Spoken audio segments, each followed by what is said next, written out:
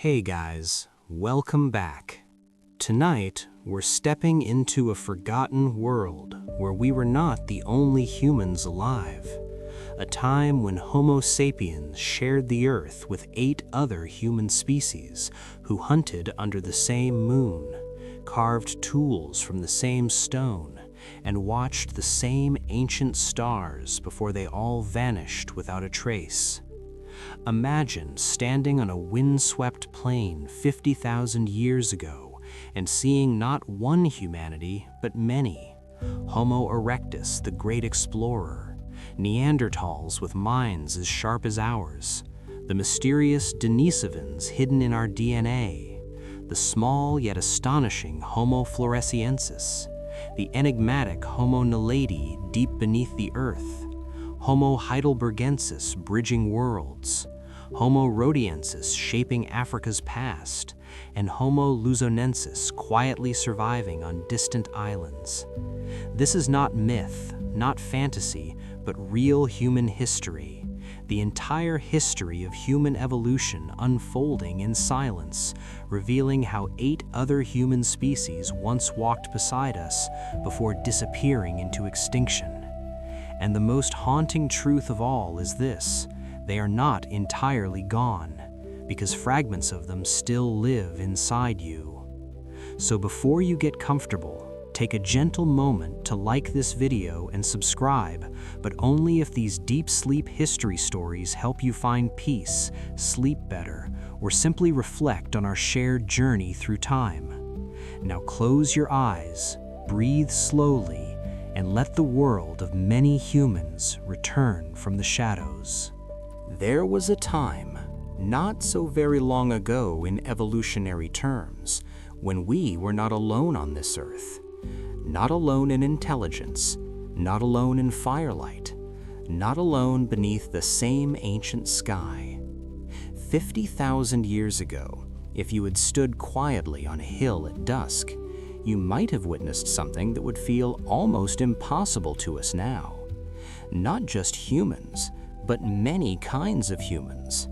Different faces, different bodies, different ways of surviving the cold and the dark, all sharing the same rivers, the same forests, the same stars. Tonight, we ask a gentle but unsettling question. Who were the 8 other human species? These were not myths, not half animals, not creatures from fantasy, but real humans who walked, hunted, loved, and feared just as we do. There was Homo erectus, the great traveler who first left Africa and endured for nearly 2 million years. There were the Neanderthals, strong and intelligent, whose DNA still quietly survives in many of us.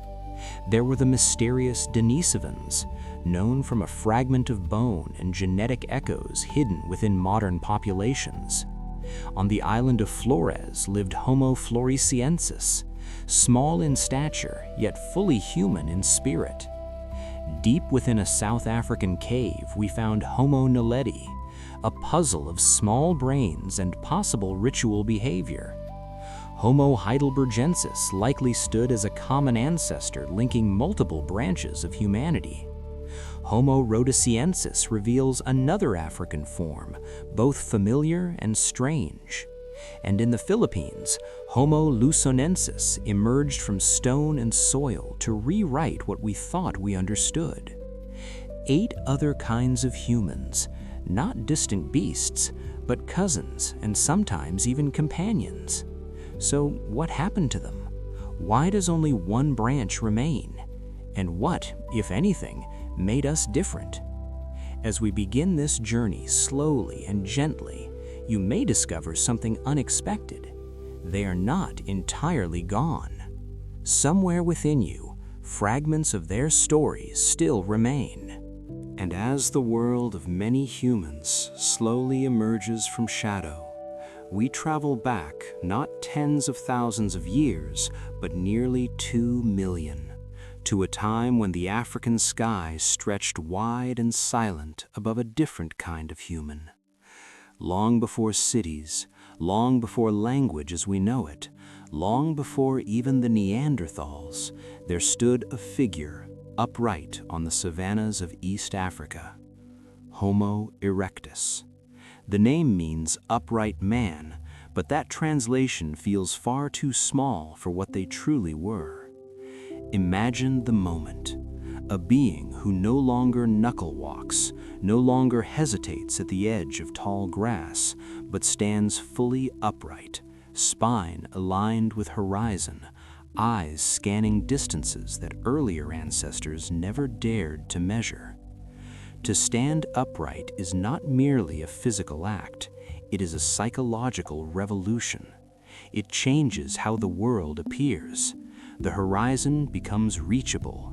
The unknown becomes an invitation, and somewhere in that ancient mind, perhaps without words, a decision formed. Walk. Walk beyond the river valley. Walk beyond familiar trees. Walk toward the setting sun. Homo erectus became the first great traveler in human evolution. Nearly 1.9 million years ago, they stepped out of Africa and into Eurasia, not in one dramatic migration, but in slow, patient waves over generations, step by step, footprint after footprint. Their bodies were built for endurance, long legs, narrow hips, efficient strides. They could walk farther than any human species before them, conserving energy beneath harsh suns and across open plains. While our own species, Homo sapiens, has existed for roughly 300,000 years, Homo erectus endured for almost 2 million. Let that sink in gently. They survived ice ages, volcanic eruptions, shifting climates, predators larger than nightmares. Their resilience was not dramatic or heroic in the cinematic sense. It was quiet, steady, relentless. In a way that would feel deeply stoic to us today, they did not argue with nature, they adapted to it. They did not demand comfort, they endured discomfort. And perhaps the most extraordinary turning point in their story was not migration, not anatomy, but fire.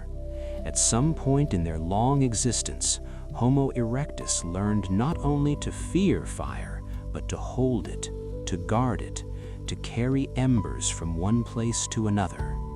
We cannot know the exact evening when it happened, but imagine one such night. The sky is deep indigo. The air cools rapidly after sunset. Predators move at the edges of vision. A small group of Homo erectus gathers near a flickering glow. At first, perhaps, it was stolen from lightning-struck trees, a branch still smoldering, smoke curling upward, the first cautious hands extending toward warmth. There is fear in that first fire. Fire burns, fire consumes, but it also protects. The crackling of wood becomes a new sound in the human soundscape. Not wind, not animal breath, but controlled flame. The smell of smoke clings to skin and hair. Sparks rise upward like brief stars, mirroring the sky above. And something changes in the rhythm of human life. Night is no longer absolute darkness. Cold is no longer total. Meat cooked over flame becomes softer, safer, more digestible, fueling larger brains over generations. Around that fire, perhaps without language as we know it, they began to share longer moments of stillness, watching flames, listening to embers settle, feeling warmth spread through muscles that had walked miles that day. Fire did not just change survival, it changed time. It extended the day. It created space for reflection, even if reflection had no words yet. In those quiet circles of light, Homo erectus was not just surviving, they were becoming something more. And in their nearly 2 million years on Earth, they proved something essential about the human story. Strength is not always brilliance. Survival is not always dominance. Often it is patience, adaptation, endurance. The great survivor did not conquer the world in a single moment. They walked into it slowly, and they stayed. If you listen closely, beyond the crackling of that first controlled flame, you may begin to hear something even quieter, something deeper than fire itself. It is the slow rhythm of resilience.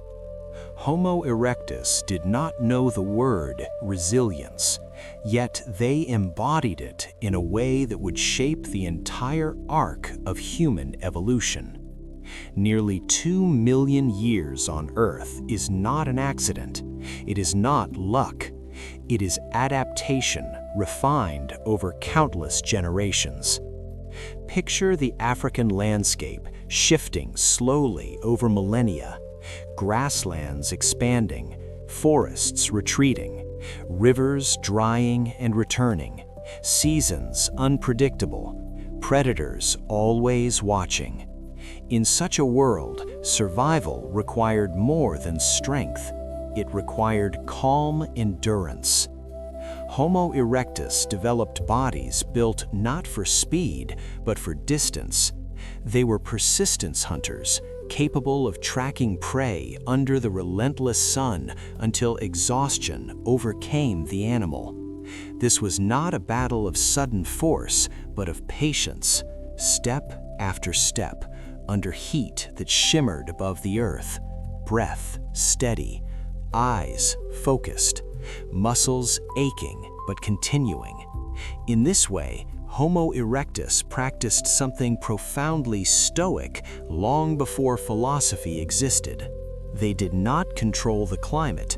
They did not control the drought. They did not control the presence of lions or hyenas, but they controlled one thing: their willingness to continue walking. This quiet persistence became their advantage. As ice ages came and went, Homo erectus adapted. They adjusted tools, learned to exploit new food sources, and expanded their range across continents. Fossils show their presence in Africa, the Middle East, China, Indonesia. Imagine the scale of that expansion without maps, without language as we understand it, without metal or wheel. Only stone tools, firelight, and memory carried through generations. And memory itself may have grown around those campfires. The fire was not only warmth, it was a teacher. As flames danced, shadows moved along cave walls. Perhaps young members of the group watched elders shape stone into hand axes, the famous Acheulean tools that became a hallmark of Homo erectus craftsmanship. These tools were not random, they were symmetrical, balanced, crafted with intention. That symmetry hints at a mind capable of planning, of visualizing a shape before it exists. Around the fire, time slowed. Muscles recovered. Stories, even if wordless, may have begun in gestures and shared glances. The warmth extended social bonds. Fire created a center, and around that center, community formed more clearly. And with community came cooperation. Cooperation extended survival far beyond individual strength. A lone human in the wild is fragile. A group bound by shared effort becomes resilient. This is the deeper secret of Homo erectus. Their greatness was not brilliance in isolation, it was endurance in connection.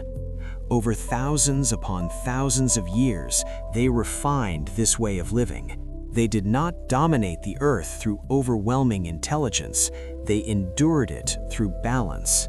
There were failures, groups that did not survive harsh winters, regions where climates shifted too rapidly. Yet the species as a whole remained. That continuity across nearly 2 million years stands as one of the most extraordinary achievements in the entire history for sleep of human evolution. And yet, despite this long triumph of resilience, Homo erectus eventually faded. Not suddenly, not dramatically, But gradually, as new human species emerged, the Neanderthals, the Denisovans, and eventually Homo sapiens, the great survivor did not collapse in a single catastrophe. They simply did not adapt quickly enough to the accelerating changes of a later world. Their story reminds us that resilience is powerful, but it must also evolve. Survival requires endurance, yes, but also flexibility. And still, even in disappearance, they left something behind. Their mastery of fire, their long-distance walking, their capacity for cooperation. These were not lost, they were inherited, passed forward into the branches that followed, into us. When you sit beside a campfire today, watching sparks rise into the night, you are participating in a ritual first shaped nearly 2 million years ago. When you push yourself to continue through hardship, to endure discomfort without complaint, you echo something ancient within your bones. Homo erectus, the great survivor, still walks in subtle ways through the architecture of your body and the quiet determination of your mind. And yet, even the great survivor was not eternal. As the ages turned and climates shifted more violently, the world began to change in ways that tested even the quiet endurance of Homo erectus. The ice ages grew harsher, landscapes fragmented, forests gave way to open plains and then returned again. In some regions, new human species appeared, carrying subtle cognitive differences, refined tools, and social complexity that would slowly alter the balance of survival. Homo erectus had mastered resilience, but resilience alone is not always enough when the pace of change accelerates. Imagine the final centuries of their existence, though no one living then would have known it was the end. A small band gathers near the edge of a shrinking woodland somewhere in Southeast Asia. The fire still burns. The tools are still shaped with steady hands. The children still learn by watching elders chip stone with rhythmic patience. The stars above are the same stars that shine above us now. There is no dramatic collapse, no single catastrophic night.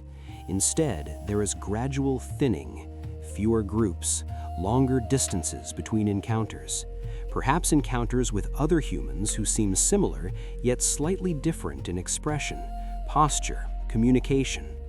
Early Homo sapiens or regional descendants with sharper planning, more flexible language, more intricate cooperation networks. Competition for resources grows subtle but persistent. Climate shifts demand new strategies more rapidly than before. In evolutionary history, extinction rarely announces itself. It whispers. It happens generation by generation. A group fails to adapt to a colder season. Another cannot compete effectively in a region newly occupied. A lineage narrows, then narrows again. Over thousands of years, Homo erectus simply becomes fewer, and then, eventually, none. Yet to frame this as failure would misunderstand the deeper arc of human evolution. Nearly 2 million years is not defeat, it is triumph beyond imagination. Homo erectus shaped the template of ancient humans who followed. They expanded the geographic range of humanity.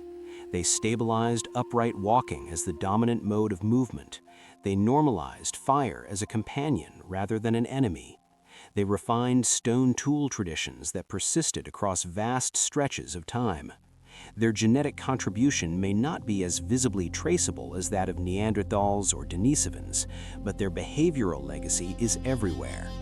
When we speak of human evolution in documentaries or history for sleep narratives, we often focus on the last 50,000 years because it feels dramatic and immediate.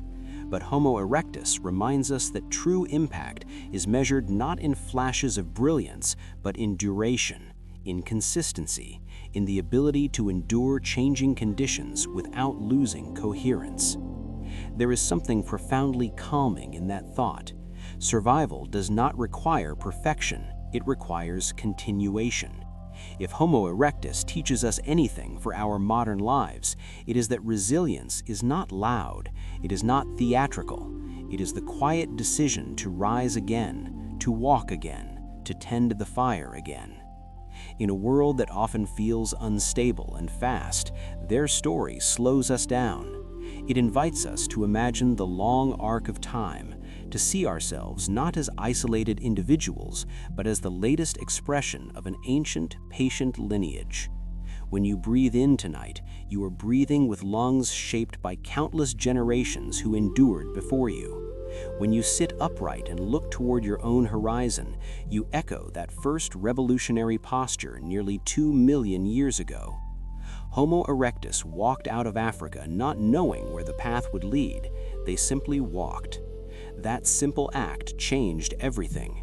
And though they eventually vanished, absorbed into the wider unfolding of human history, their presence remains embedded in our capacity to adapt, to persist, to survive long enough for something new to emerge.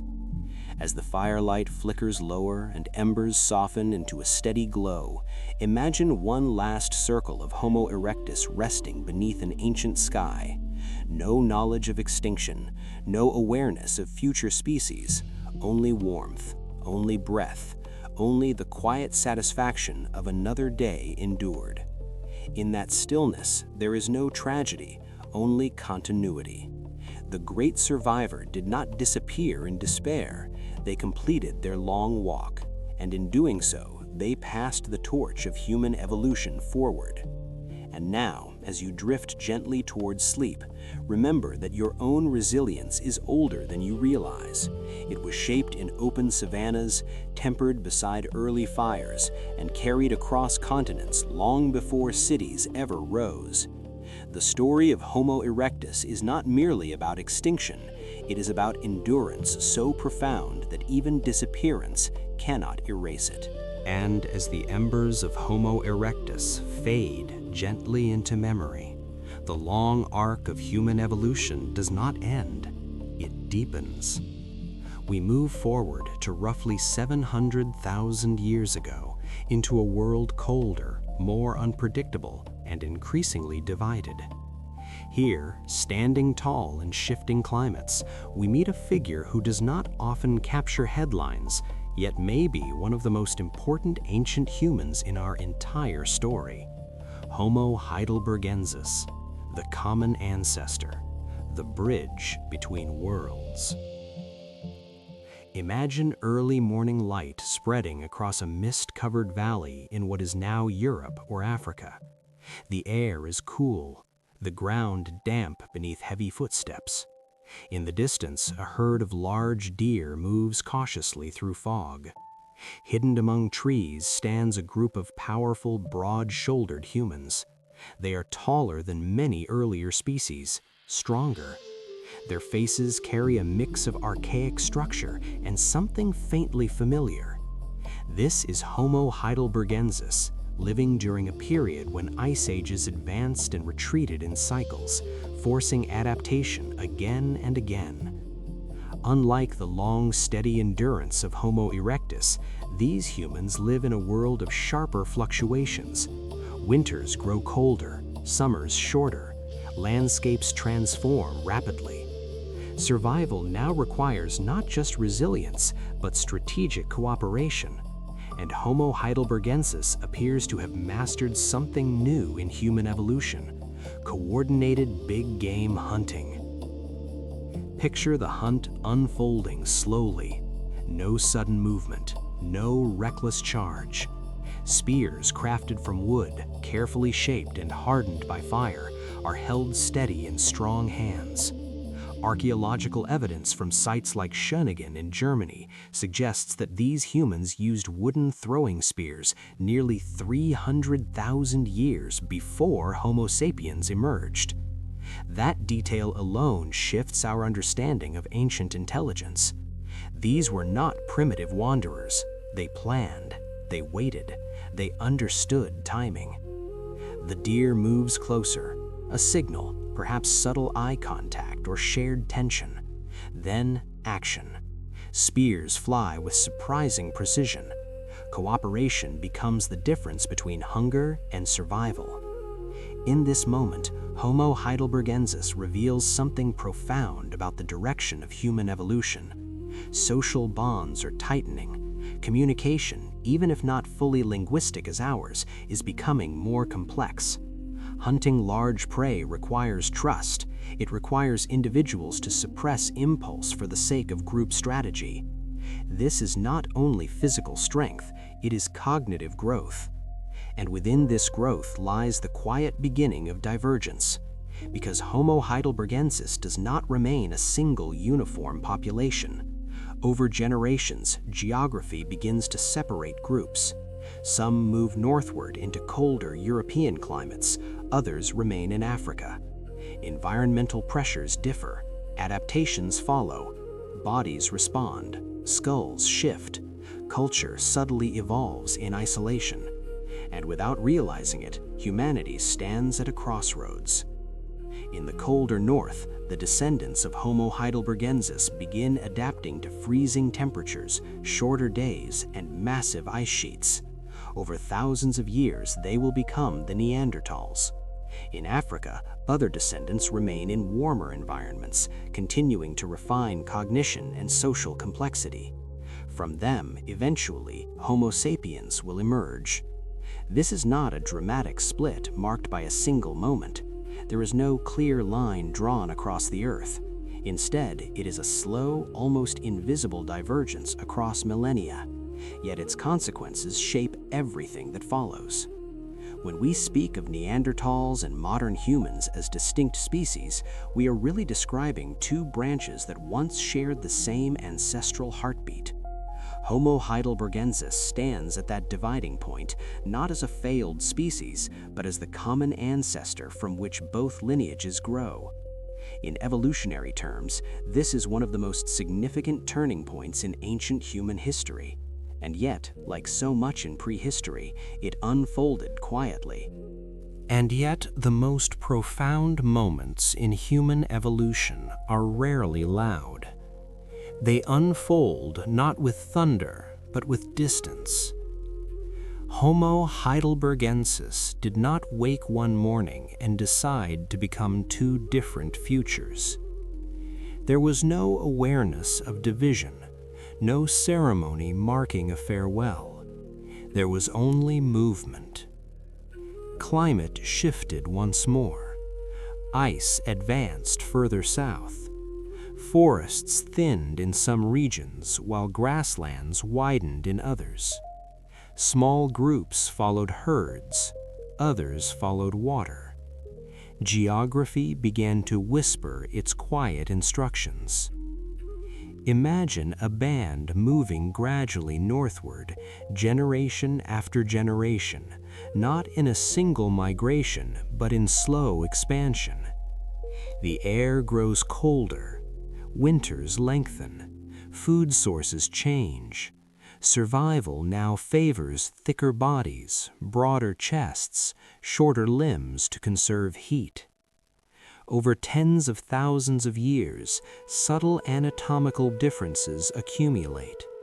Skull shapes shift, brow ridges grow more pronounced, nasal passages widen to warm, icy air.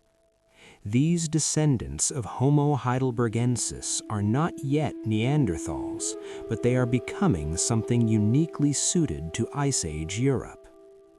Meanwhile, other groups remain in Africa. The climate here, though variable, allows different pressures to shape development. Social networks may expand across larger territories. Communication becomes more intricate. Innovation begins to accelerate in small but meaningful ways.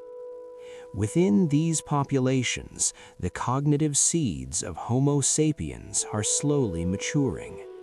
But none of this happens in a dramatic evolutionary instant. It is slow, almost imperceptible within a single lifetime. A child born in the north looks nearly identical to one born in Africa. Yet across thousands of years, differences compound. The branch stretches wider. In evolutionary biology, this is speciation through isolation. In human terms, it is a quiet family drifting apart. Think of it not as a rupture, but as distance growing between relatives who once shared the same fire. Homo Heidelbergensis stands at this gentle fracture point. They are the common ancestor, the shared origin of both Neanderthals and Homo sapiens. Every time we study Neanderthal fossils or trace the emergence of modern human anatomy, we are looking backward through this bridge species. And there is something deeply humbling in that realization. The beings who hunted deer in misty valleys 700,000 years ago did not know they carried within them two entirely different human futures. They did not know one lineage would one day create cave art in Lascaux, while another would eventually build cities, write poetry, and launch satellites. They simply lived. They endured. They adapted.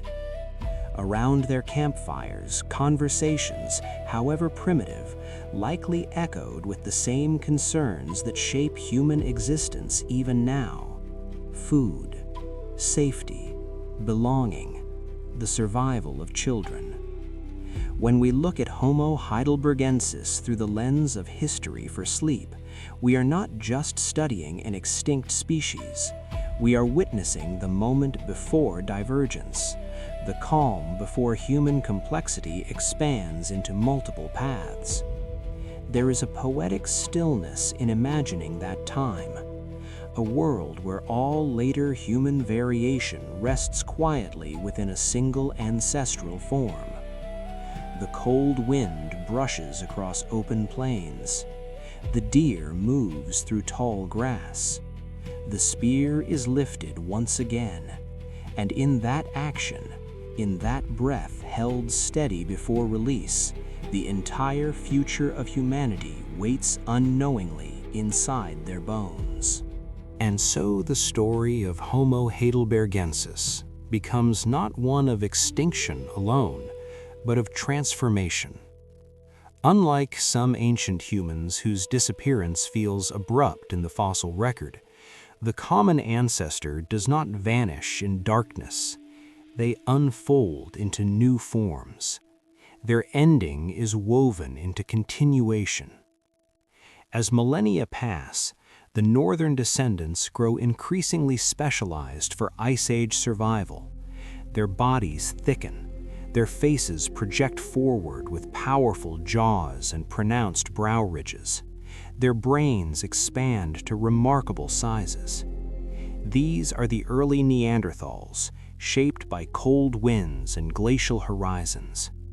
In Africa, meanwhile, other descendants continue refining cognitive flexibility and symbolic thought. Subtle anatomical changes accumulate: lighter skeletons, rounded skulls, a face tucked more neatly beneath the brain case. These are the early Homo sapiens, carrying forward a different evolutionary emphasis. Yet both lineages share the same ancestral foundation. Both inherit the strength, cooperation, and big-game hunting expertise of Homo heidelbergensis. Both carry forward that ancient patience first practiced on misty plains 700,000 years ago. If we slow down and imagine the final generations of Homo heidelbergensis before the branches fully diverge, we might picture a group gathered in twilight beneath a fading sky. The air is neither deeply frozen nor warmly tropical. It is transitional, as they are transitional. Their tools lie beside them. Their children sleep close. They have no concept of being a bridge species in human evolution. They do not know they are the hinge upon which future humanity will turn. They only know the immediate rhythms of existence: the hunt at dawn, the search for water, the tending of fire. Yet within their bodies, within the slow unfolding of their DNA, the separation has already begun. Evolution does not require awareness, it requires time. And Homo heidelbergensis had time, hundreds of thousands of years to expand, adapt, and differentiate. Eventually, as Neanderthals become distinct in Europe and Homo sapiens emerges fully in Africa around 300,000 years ago, the original shared form fades into ancestry, not erased, but absorbed. When we speak of the extinction of ancient human species, we often imagine loss. But in the case of Homo heidelbergensis, extinction is not disappearance, it is diffusion. Their identity dissolves into two futures. One will eventually vanish, as the Neanderthals disappear around 40,000 years ago. The other will continue, spreading across continents, writing history, asking questions about origins and extinction. There is something profoundly moving in that image, the idea that we carry within us not only the resilience of Homo erectus, but the branching potential of Homo heidelbergensis. We are not a singular miracle appearing from nowhere. We are the outcome of countless quiet separations, climatic pressures, migrations, and adaptations. When modern humans reflect on human evolution, we often focus on the triumph of Homo sapiens. But the deeper story is about shared ancestry, about a moment long ago when one population stood at the edge of divergence without knowing it. Imagine the morning mist lifting slowly from a valley 700,000 years ago. A figure rises from rest, breath visible in cool air, a spear lifted, footsteps pressing into damp earth. That individual does not know their descendants will one day paint caves, compose music, study fossils, or listen to stories like this in the dark before sleep. They only know the necessity of survival. And yet from that simple necessity flows the entire complexity of human civilization. Homo heidelbergensis, the common ancestor, reminds us that history for sleep is not only about what vanished, it is about what divided, what transformed, and what endured through branching paths. As you settle deeper into stillness tonight, imagine that ancient crossroads, a family beneath a fading sky. Some will walk north into ice, others will remain beneath African sun. Neither path is superior in that moment. Both are simply responses to environment.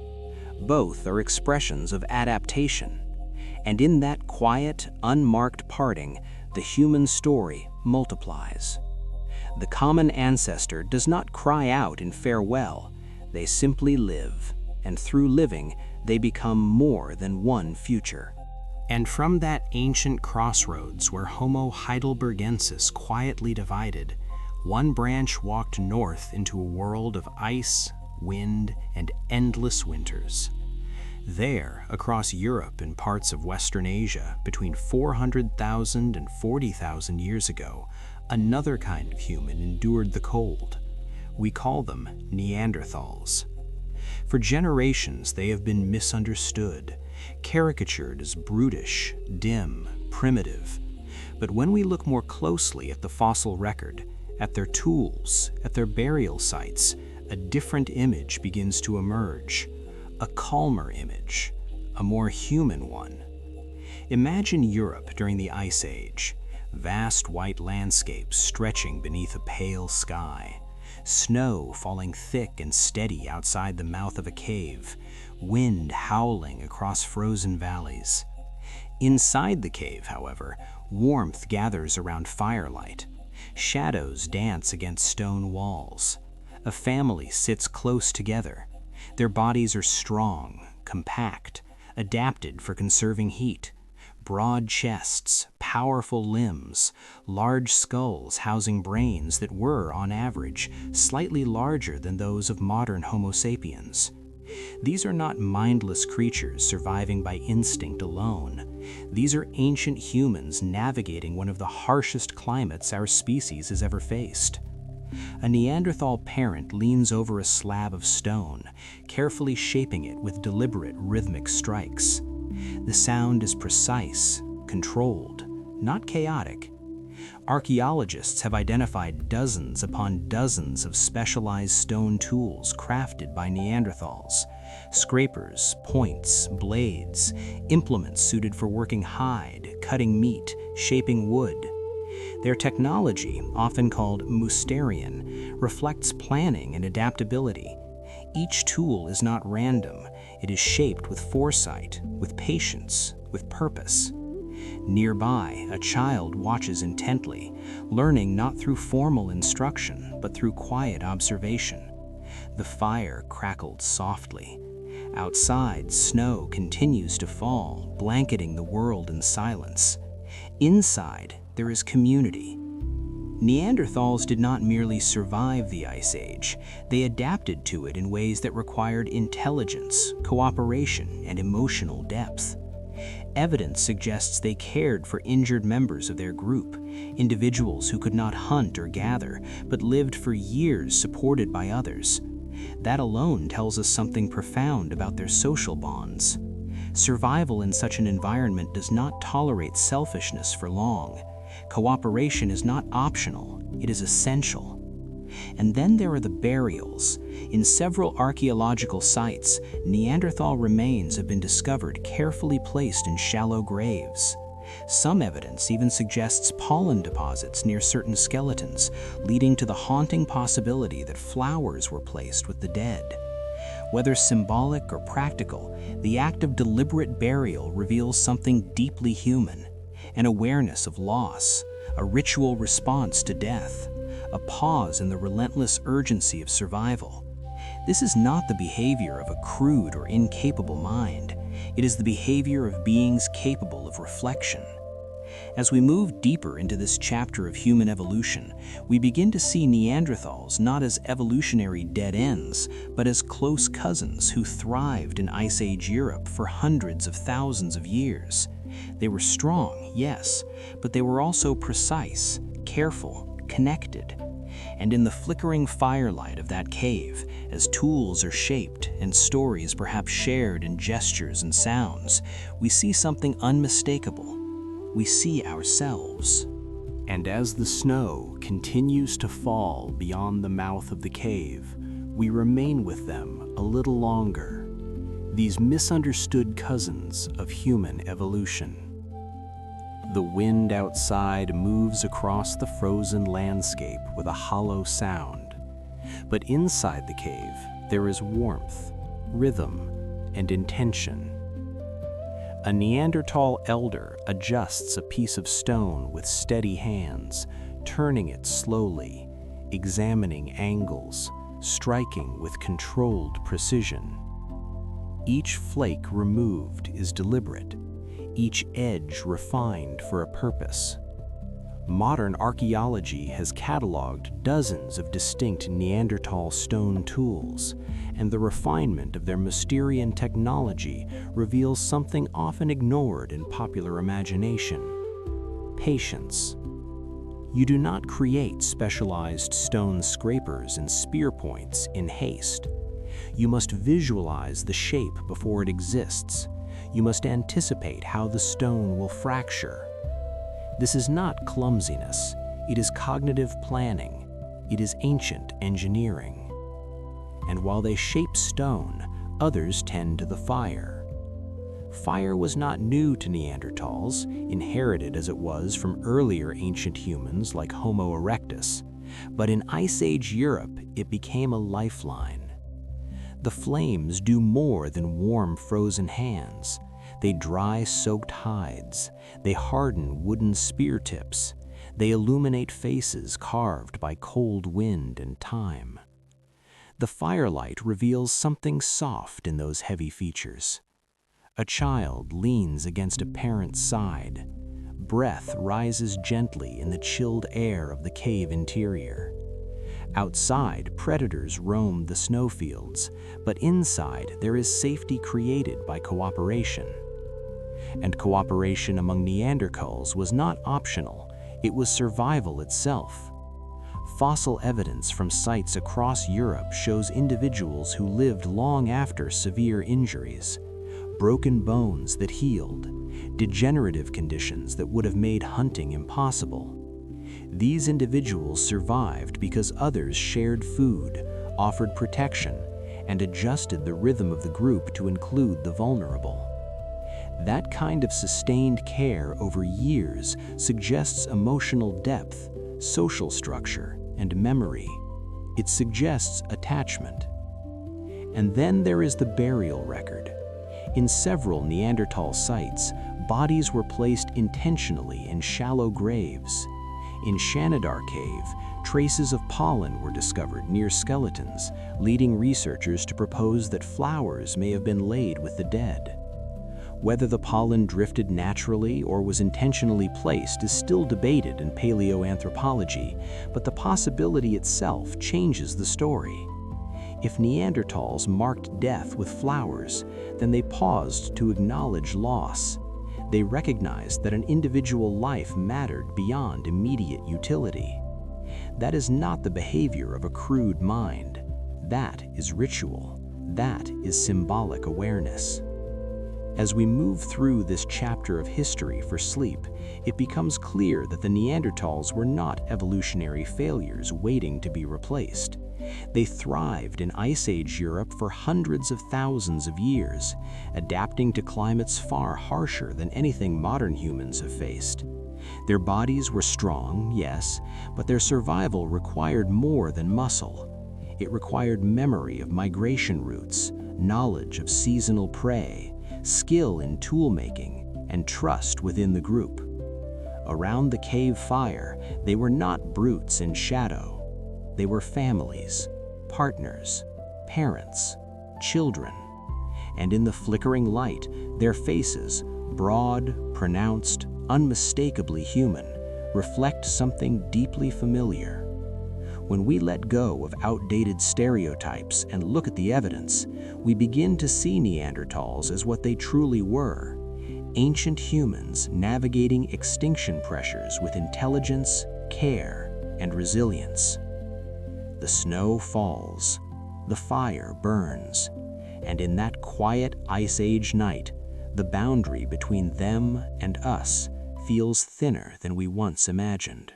And yet, despite their strength, their intelligence, their deep social bonds, the Neanderthals eventually disappeared from the fossil record around 40,000 years ago.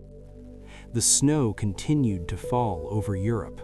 The fires continued to burn, but gradually their numbers thinned. The reasons remain debated in paleoanthropology and human evolution research.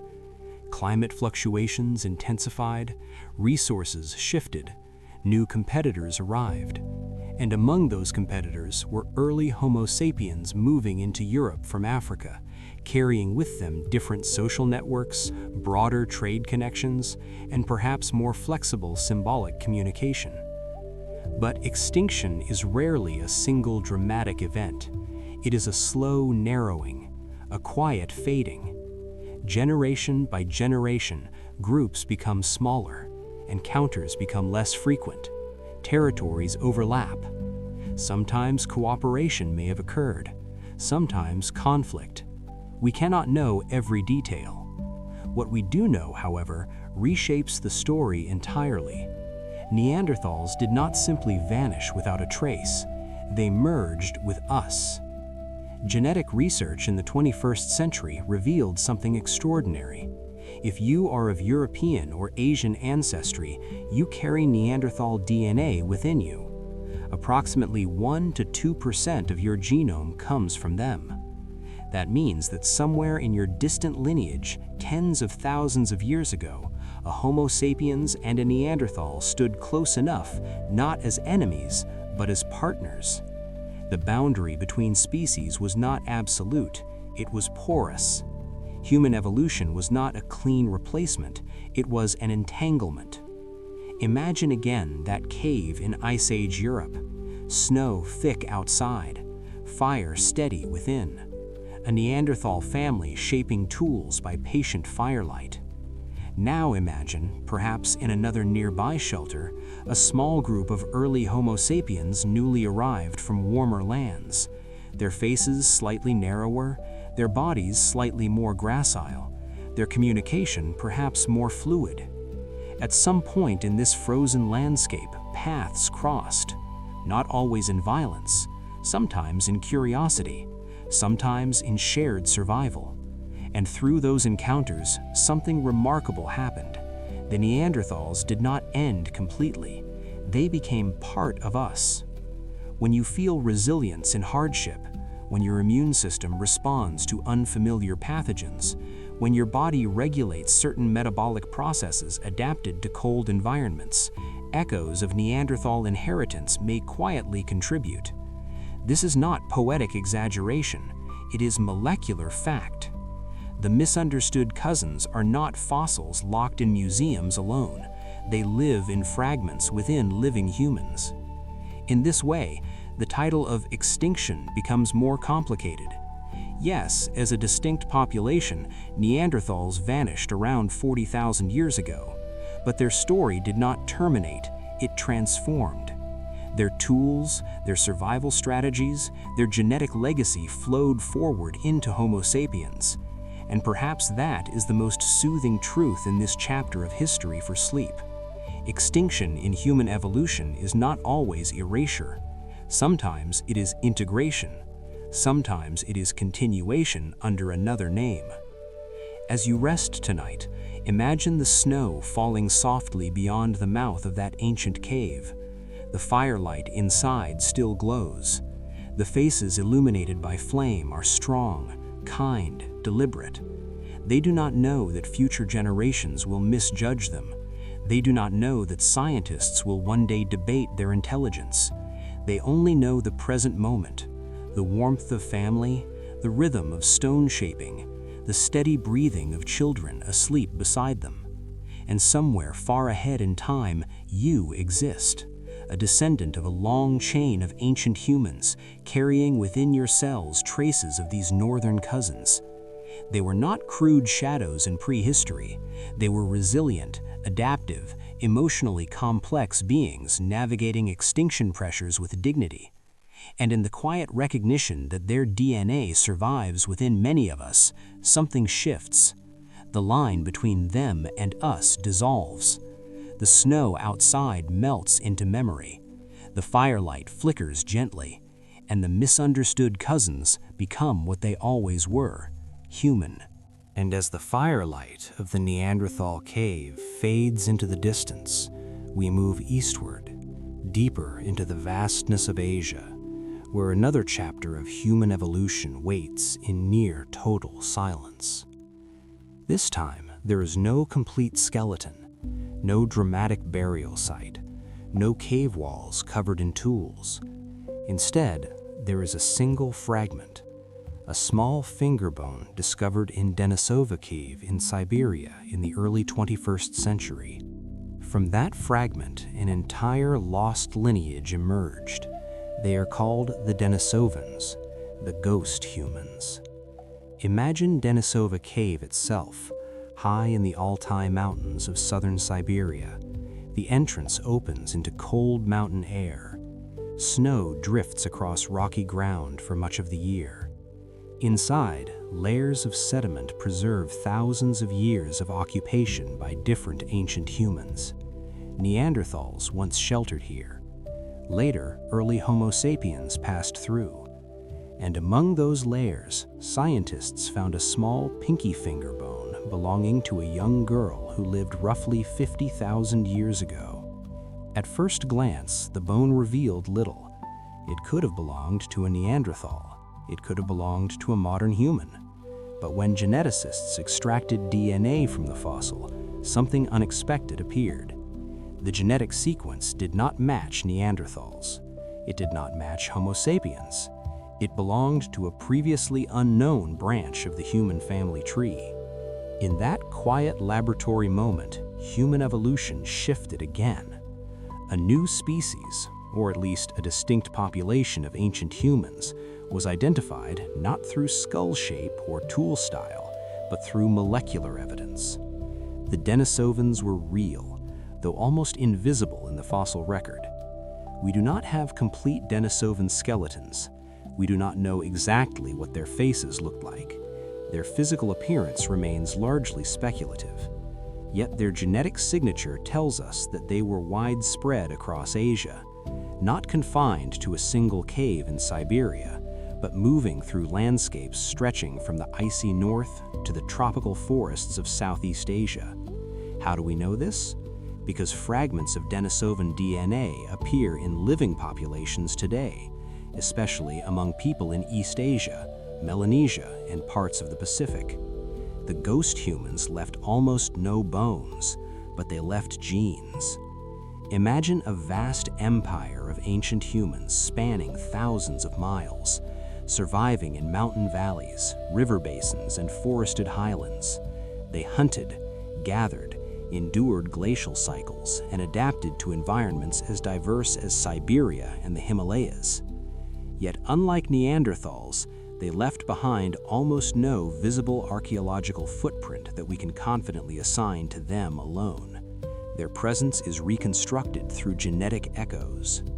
In this chapter of History for Sleep, the Denisovans invite us into a different kind of mystery. They are not misunderstood in the way Neanderthals were. They are barely known at all. A finger bone, a few teeth, a trace of DNA. And yet, from these fragments, a shadow civilization begins to take shape in our imagination. The cave is quiet now. Snow falls gently outside.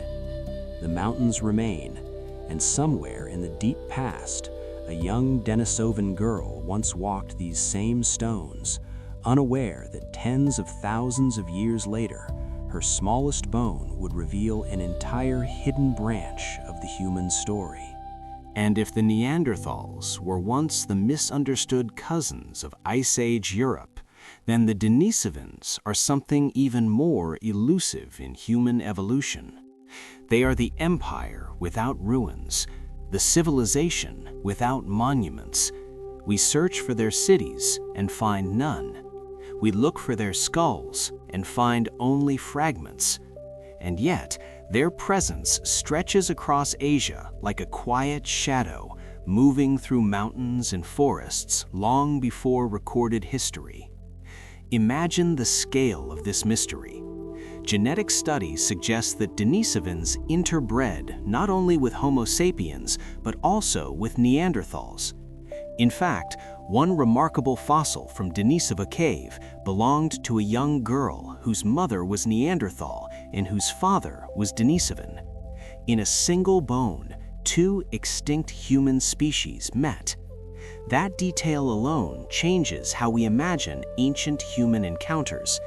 These were not isolated populations frozen in time. They were dynamic, interacting branches of the human family tree.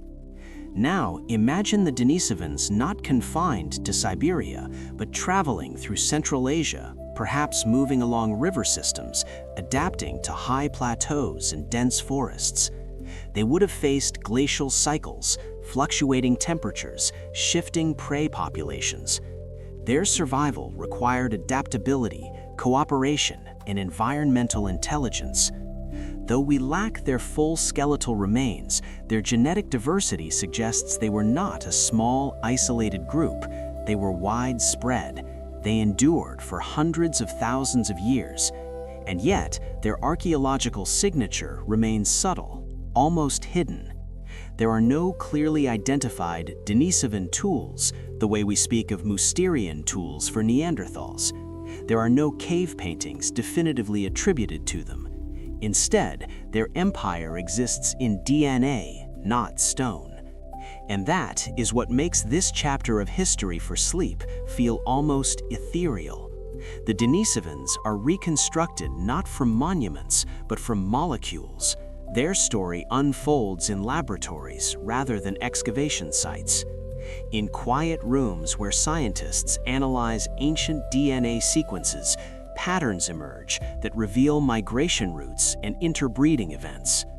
Through these sequences, we learn that Denisovan genetic material is especially present in populations of East Asia and Melanesia.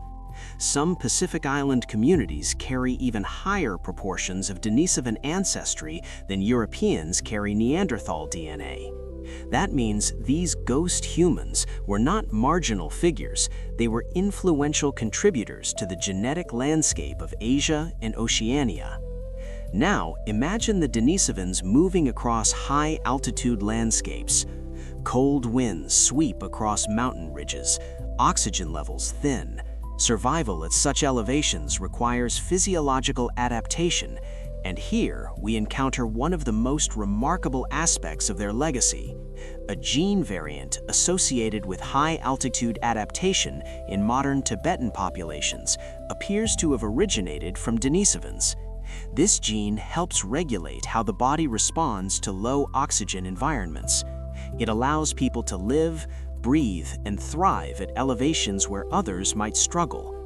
That means when someone stands atop the Tibetan plateau, breathing steadily in thin air, part of that ability traces back to a population known only from a finger bone in a few teeth. In that realization, the idea of extinction becomes more complex again. The Denisovans did not leave temples or carved statues. They left survival mechanisms embedded in living bodies. They left molecular gifts that continue to function tens of thousands of years later. The cave in Siberia grows quiet once more. Snow drifts against its entrance. But far to the south, high in the Himalayas, lungs expand in thin air, and a Denisovan adaptation quietly assists the rhythm of breath. An empire without ruins, a civilization without monuments, yet undeniably present in the story of human evolution. And so the Denisovans remain, perhaps the most poetic paradox in human evolution.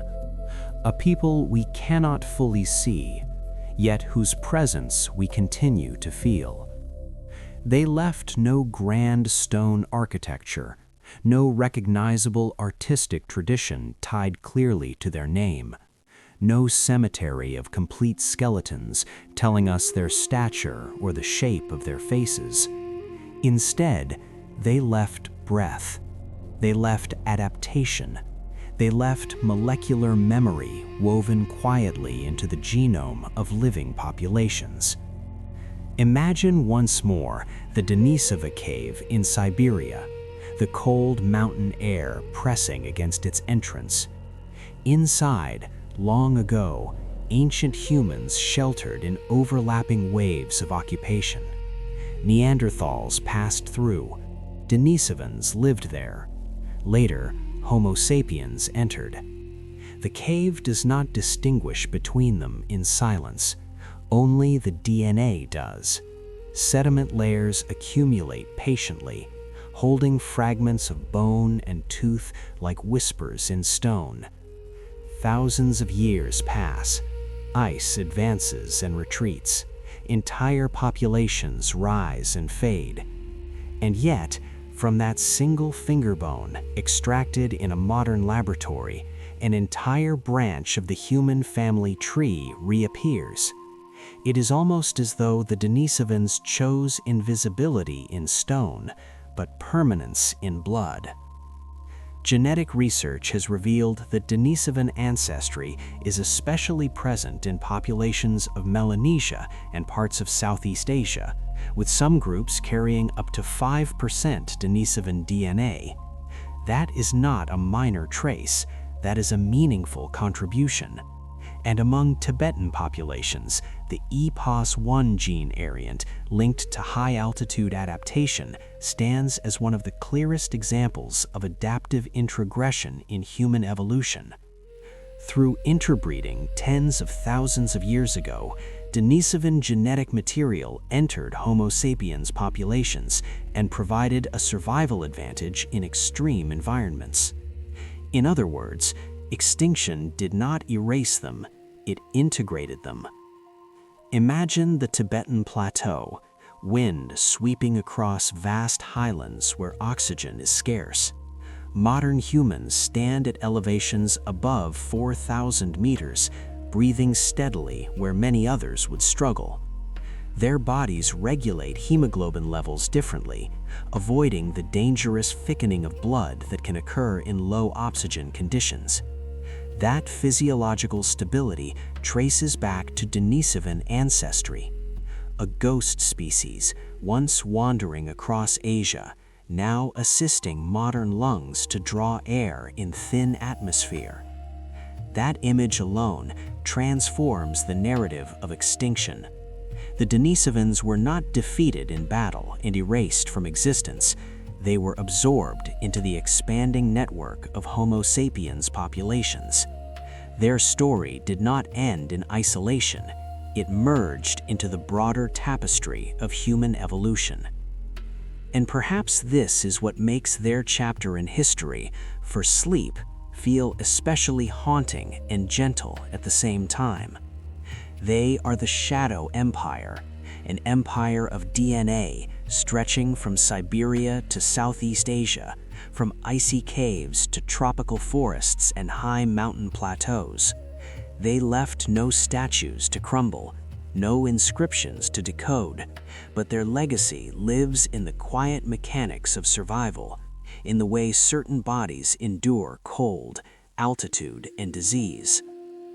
As you rest tonight, imagine a Denisovan figure standing at the edge of a mountain valley thousands of years ago.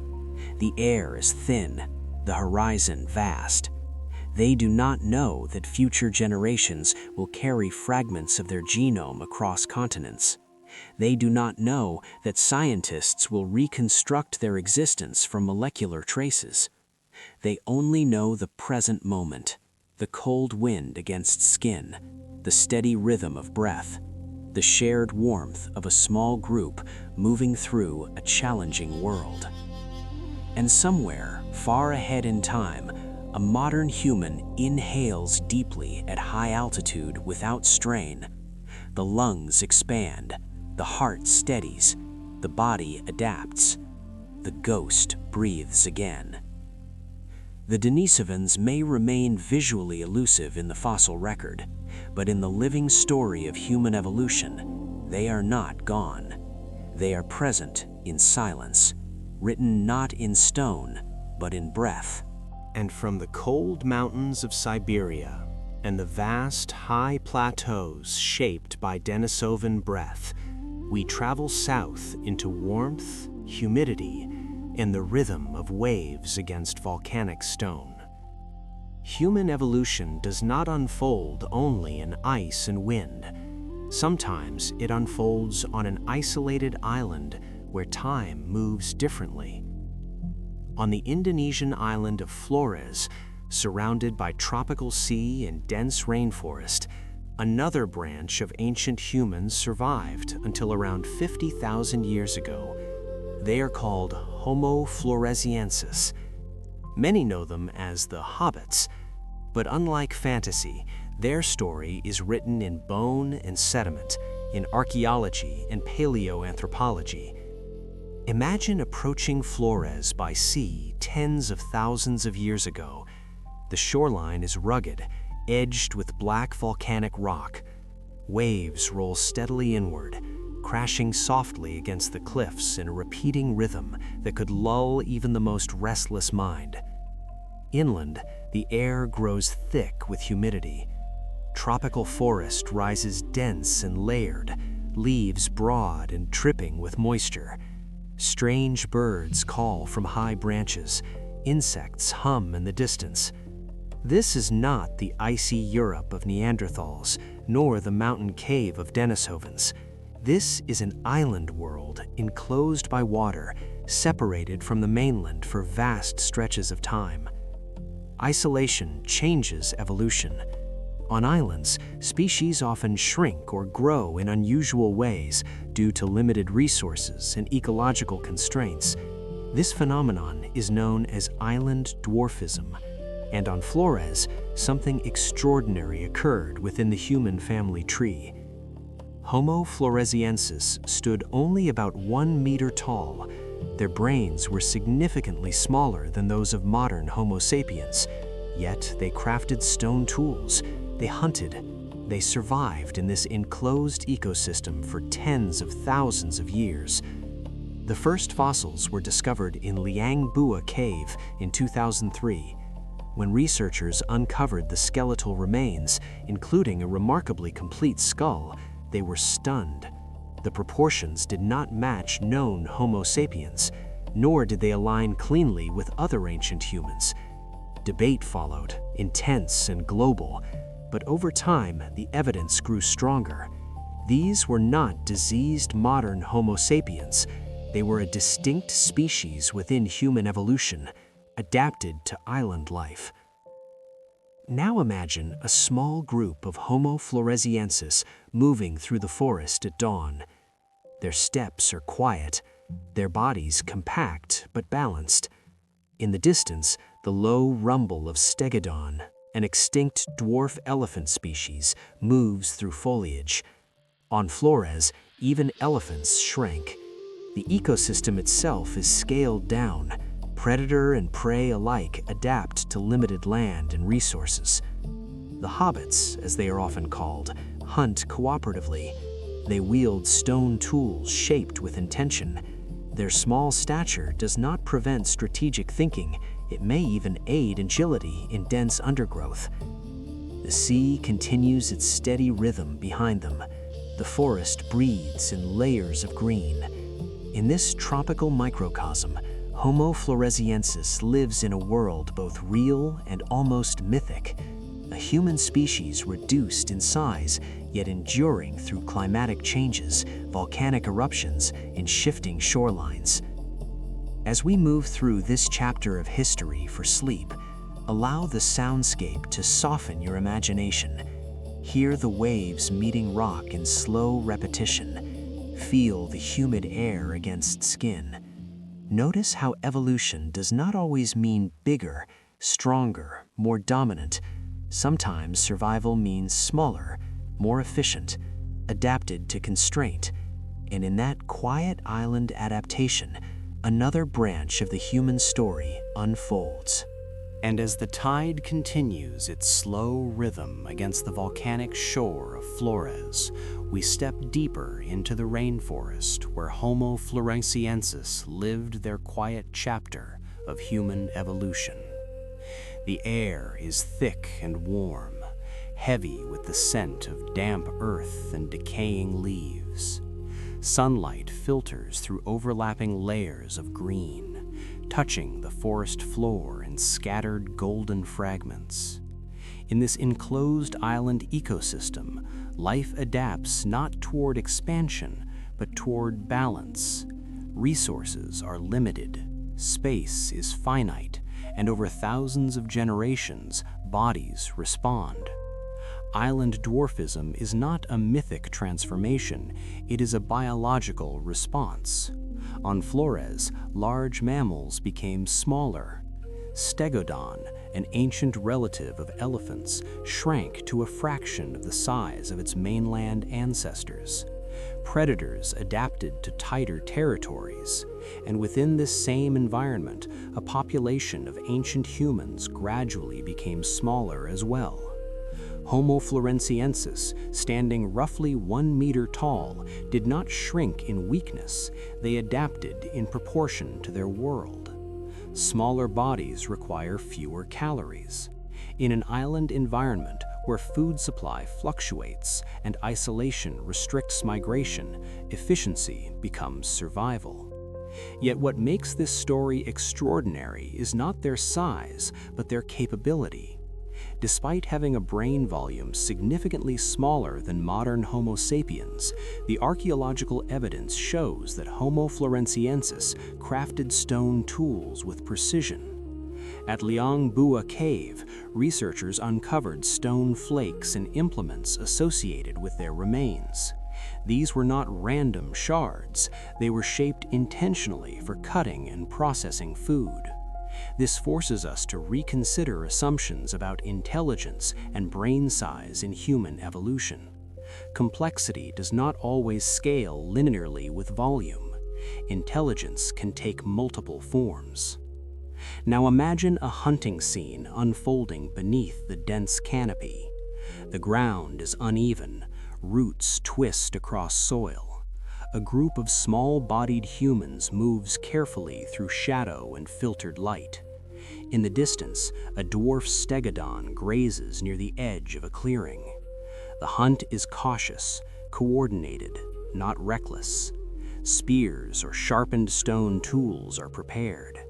Communication may be gestural, vocal, or both. We do not know their language, but we know they survived. And survival in this environment requires planning, cooperation, and awareness of terrain.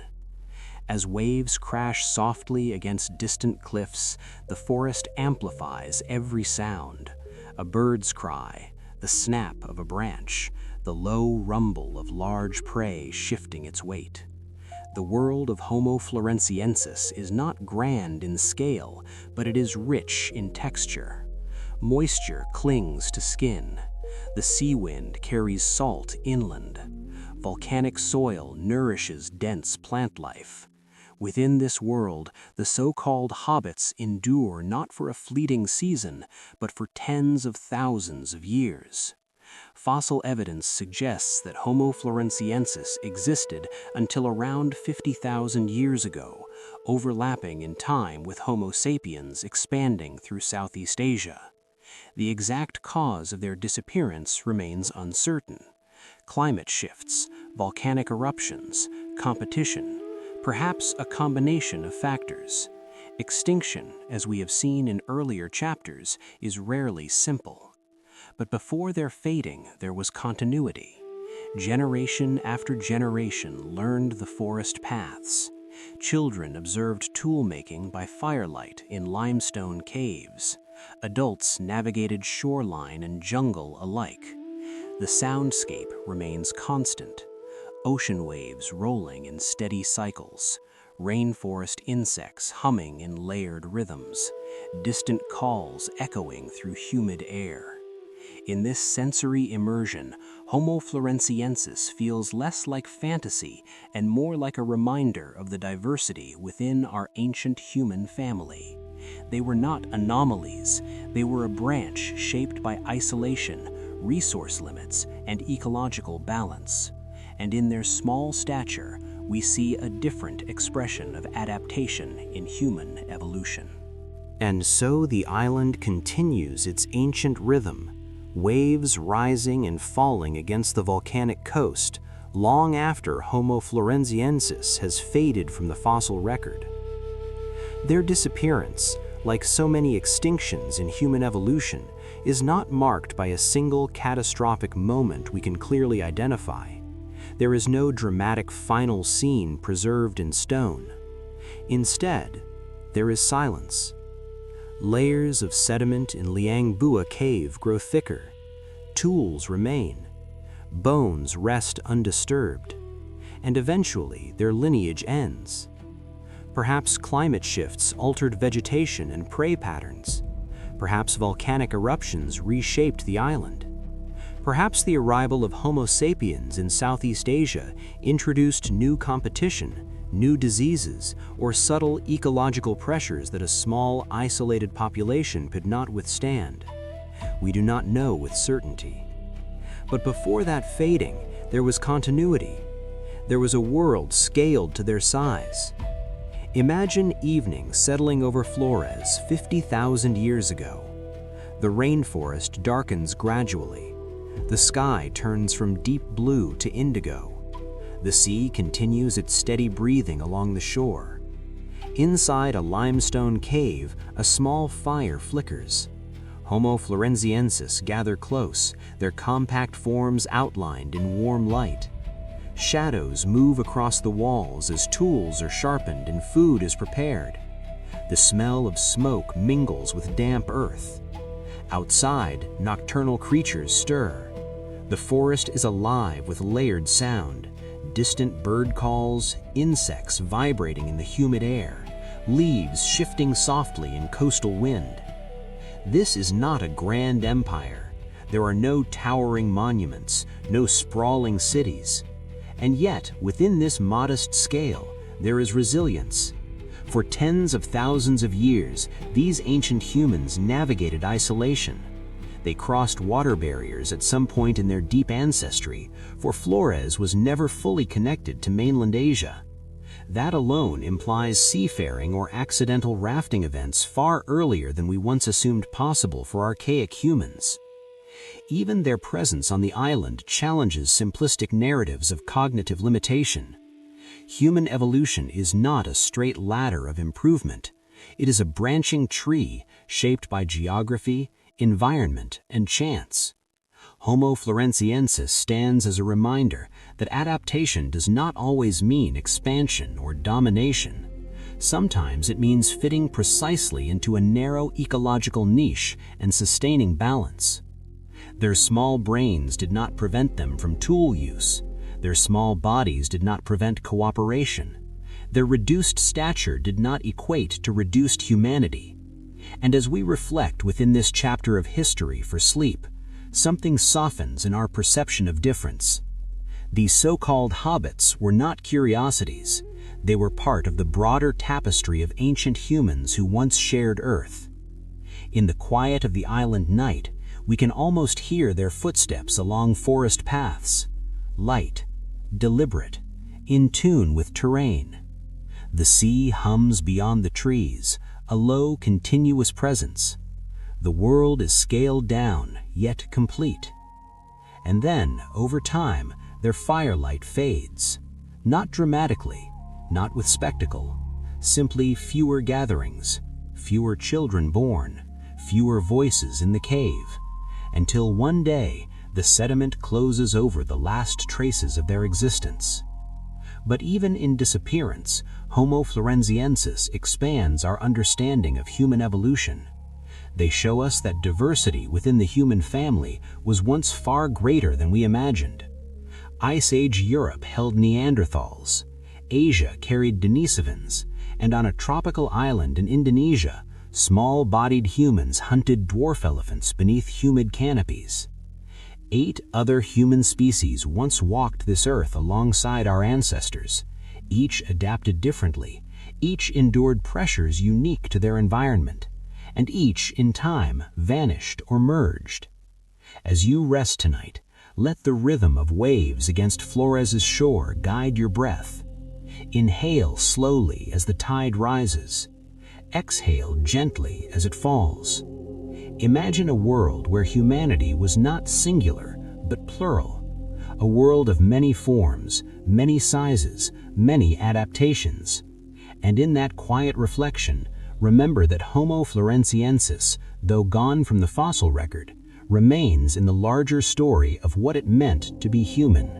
And as the waves of Flores fade into memory, we drift northward across warm seas toward another island, another cave, another quiet revelation in human evolution.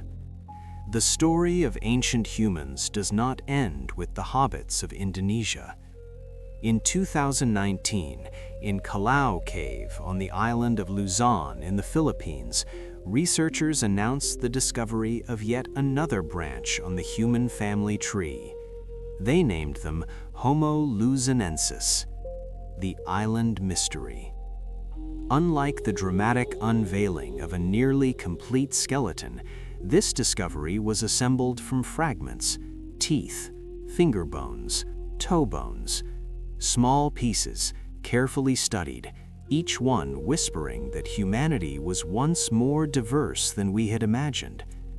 Imagine Luzon tens of thousands of years ago.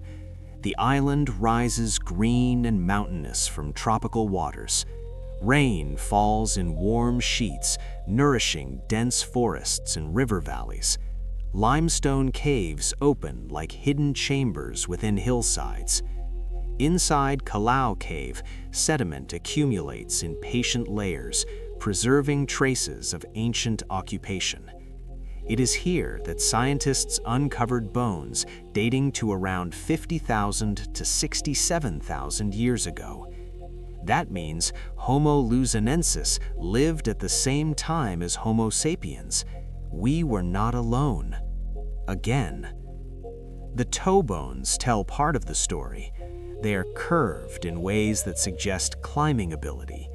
The fingers, too, show traits reminiscent of more archaic humans, yet other features align more closely with later human forms. It is a mosaic anatomy, combining ancient and more recent characteristics. This blend complicates the neat narrative of linear progress in human evolution. Instead of a straight path from primitive to advanced, we see branching experiments, parallel adaptations, regional variations shaped by environment and isolation. Like Flores, Luzon was never connected to mainland Asia by a simple land bridge during the periods in question. Crossing open water would have been required at some point in the deep ancestry of Homo luzonensis. How they arrived remains unknown. Accidental rafting? Intentional seafaring? The answer is lost, but their presence alone challenges earlier assumptions about the capabilities of ancient humans. In the rainforest of Luzon, we can imagine a small-bodied group moving between forest floor and trees. The curved toes grip bark, hands steady against trunks. They navigate a vertical world of vines and branches as easily as the ground below. Tropical birds call through humid air. Insects hum beneath the canopy. The world is layered, vibrant, alive. And within this environment, Homo luzonensis adapts in ways distinct from Neanderthals in Ice Age Europe, from Denisovans in Siberia, from Homo floresiensis on Flores. Each island, each climate, each ecological niche shapes a different expression of humanity. As we move deeper into this chapter of history for sleep, allow the realization to settle gently. Human evolution was not a single dominant form spreading uniformly across the globe. It was a mosaic of ancient humans, each shaped by geography, climate, and chance. Homo luzonensis is another reminder that our past was populated not by one inevitable version of humanity, but by many. As night settles gently over ancient Luzon, the rainforest exhales its warmth into the dark. Moist air drifts through the limestone mouth of Kalau Cave, carrying the scent of leaves and distant rain. Somewhere in the canopy, a branch bends under quiet weight. Below, a small group gathers near the cave entrance, their silhouettes outlined by fading twilight. Homo luzonensis lives in this layered world, moving between ground and tree, between shadow and filtered sunlight. Their curved toes and fingers are not relics of primitivism, but signatures of adaptation. In a tropical island ecosystem, agility matters, balance matters. Climbing offers safety, food, vantage points. The forest is not simply backdrop, it is architecture. It shapes bone, muscle, posture. And so, in this chapter of human evolution, we encounter another variation in the long story of ancient humans who once shared Earth. The fossils found in Kalau Cave are modest in number, yet profound in implication. Teeth reveal unexpected combinations of traits, some reminiscent of earlier hominins, others surprisingly modern. The finger and toe bones curve more than those of Homo sapiens, hinting at a lifestyle still intimately tied to vertical movement. These anatomical mosaics resist easy classification. They challenge the assumption that evolution always trends toward a single standardized form. Instead, they reveal a branching human family tree, full of experimentation. And perhaps that is the most humbling insight of Homo luzonensis. We were not the inevitable outcome. We were one outcome among many. 50,000 years ago in Southeast Asia, multiple human species coexisted. Homo sapiens expanded across the region. Homo floresiensis lived on Flores, and here on Luzon, Homo luzonensis persisted in their island niche. The diversity of humanity was once astonishing. Different sizes, different skeletal proportions, different survival strategies, each shaped by isolation and ecology. As you breathe slowly tonight, imagine the rainforest under starlight. Leaves glisten after rain. The sea murmurs in the distance. In the half-darkness, small figures move with quiet coordination. A hand steadies against bark. A foot finds purchase on rough stone. These gestures are ancient and familiar at once. The capacity for cooperation, for shared effort, for attention to environment is not exclusive to us. It is part of a deeper human heritage. Homo luzonensis reminds us that humanity once had many shapes. In the modern world, we often imagine ourselves as the pinnacle of evolution, the final draft. But the fossil record tells a different story. It speaks of branches that flourished briefly, then ended, of adaptations finely tuned to specific landscapes, of island populations that evolved along unique paths shaped by scarcity and abundance, by predators and climate. Evolution is not a ladder. It is a branching canopy, like the rainforest itself. Some branches grow thick and long, others remain slender. Some end quietly. Homo luzonensis represents one of those quiet endings, and yet their existence expands our understanding of what it meant to be human. They lived, they adapted, they endured for thousands of years, and then, like so many others in the saga of human evolution, they vanished. Not because they were inferior, not because they failed, but because in a world of constant change, only certain combinations of traits persisted. As you rest within this history for sleep, let humility settle in gently. We are not the only model humanity ever tried. We are the survivors of a much richer experiment. And so, as the rainforest of ancient Luzon breathes in and out beneath a silvered moon, we arrive at the quietest lesson of Homo luzonensis. Not a lesson of dominance, not a lesson of conquest, but a lesson of humility within the grand arc of human evolution. In the story of ancient humans, we often focus on the species that survived. We tell the tale of Homo sapiens spreading across continents, mastering tools, shaping landscapes. Yet in the limestone stillness of Kalau Cave, a different truth waits patiently. We were never alone in our striving. We were never the only form that intelligence took. Homo luzonensis lived alongside us in deep time. While early Homo sapiens moved through Southeast Asia, perhaps along coastal routes and river valleys, this island population continued its own quiet existence. They did not build cities. They did not leave vast symbolic art that we have yet discovered. Their story comes to us through fragments of bone and enamel, and yet those fragments are enough to alter the human family tree. They show that the diversity of humanity was once astonishing. Imagine the archipelago 50,000 years ago, sea levels lower than today, islands closer yet still separated by channels of open water. Tropical storms sweep across warm seas, forests ripple in wind.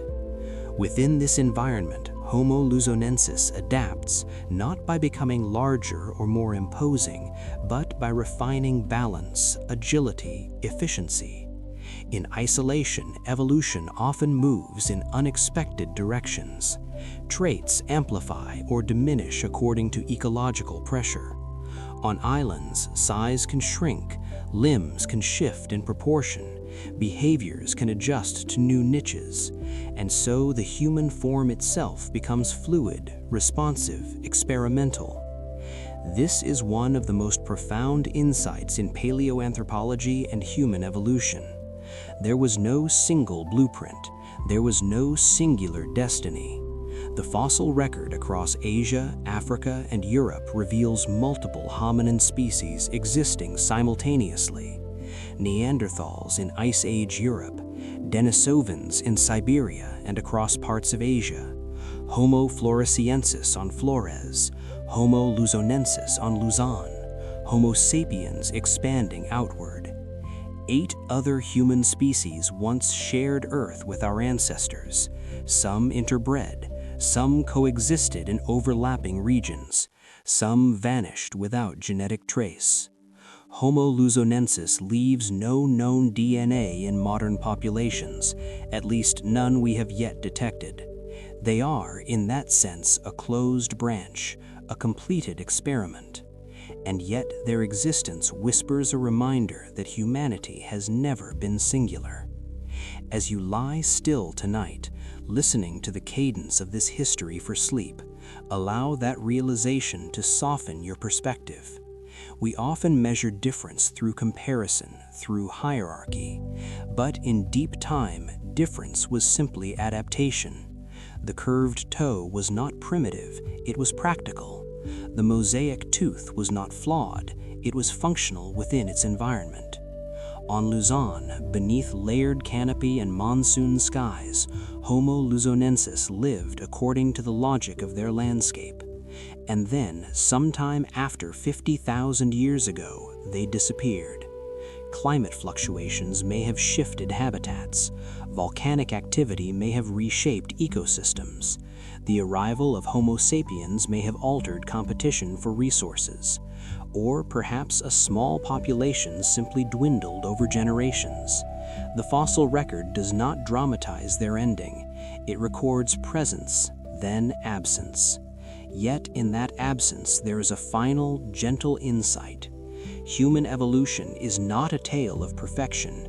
It is a tale of persistence amid contingency, of branches that thrive briefly, then fall away, of species that adapt brilliantly to one moment in Earth's history, then yield to change. Homo luzonensis stands as a quiet testament to that pattern. They remind us that we are not the only model humanity ever tried. We are the lineage that endured long enough to reflect on the others. As the tropical night deepens in your imagination, hear the distant surf around Luzon's coast.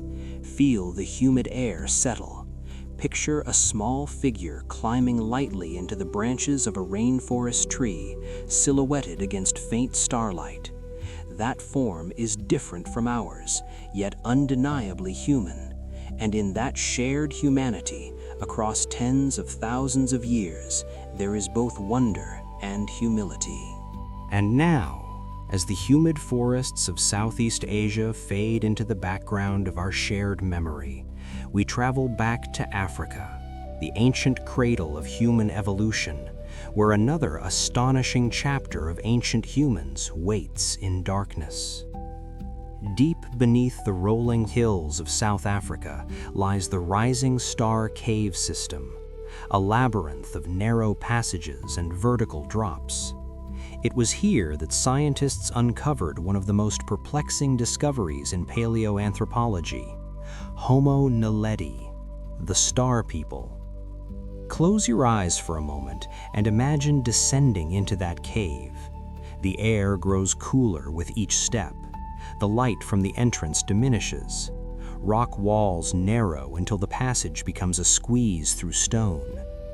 Modern explorers required trained cavers to reach the Naledi chamber, where hundreds of hominin fossils were found. And yet, long before our species mapped these chambers, another human species entered this darkness intentionally.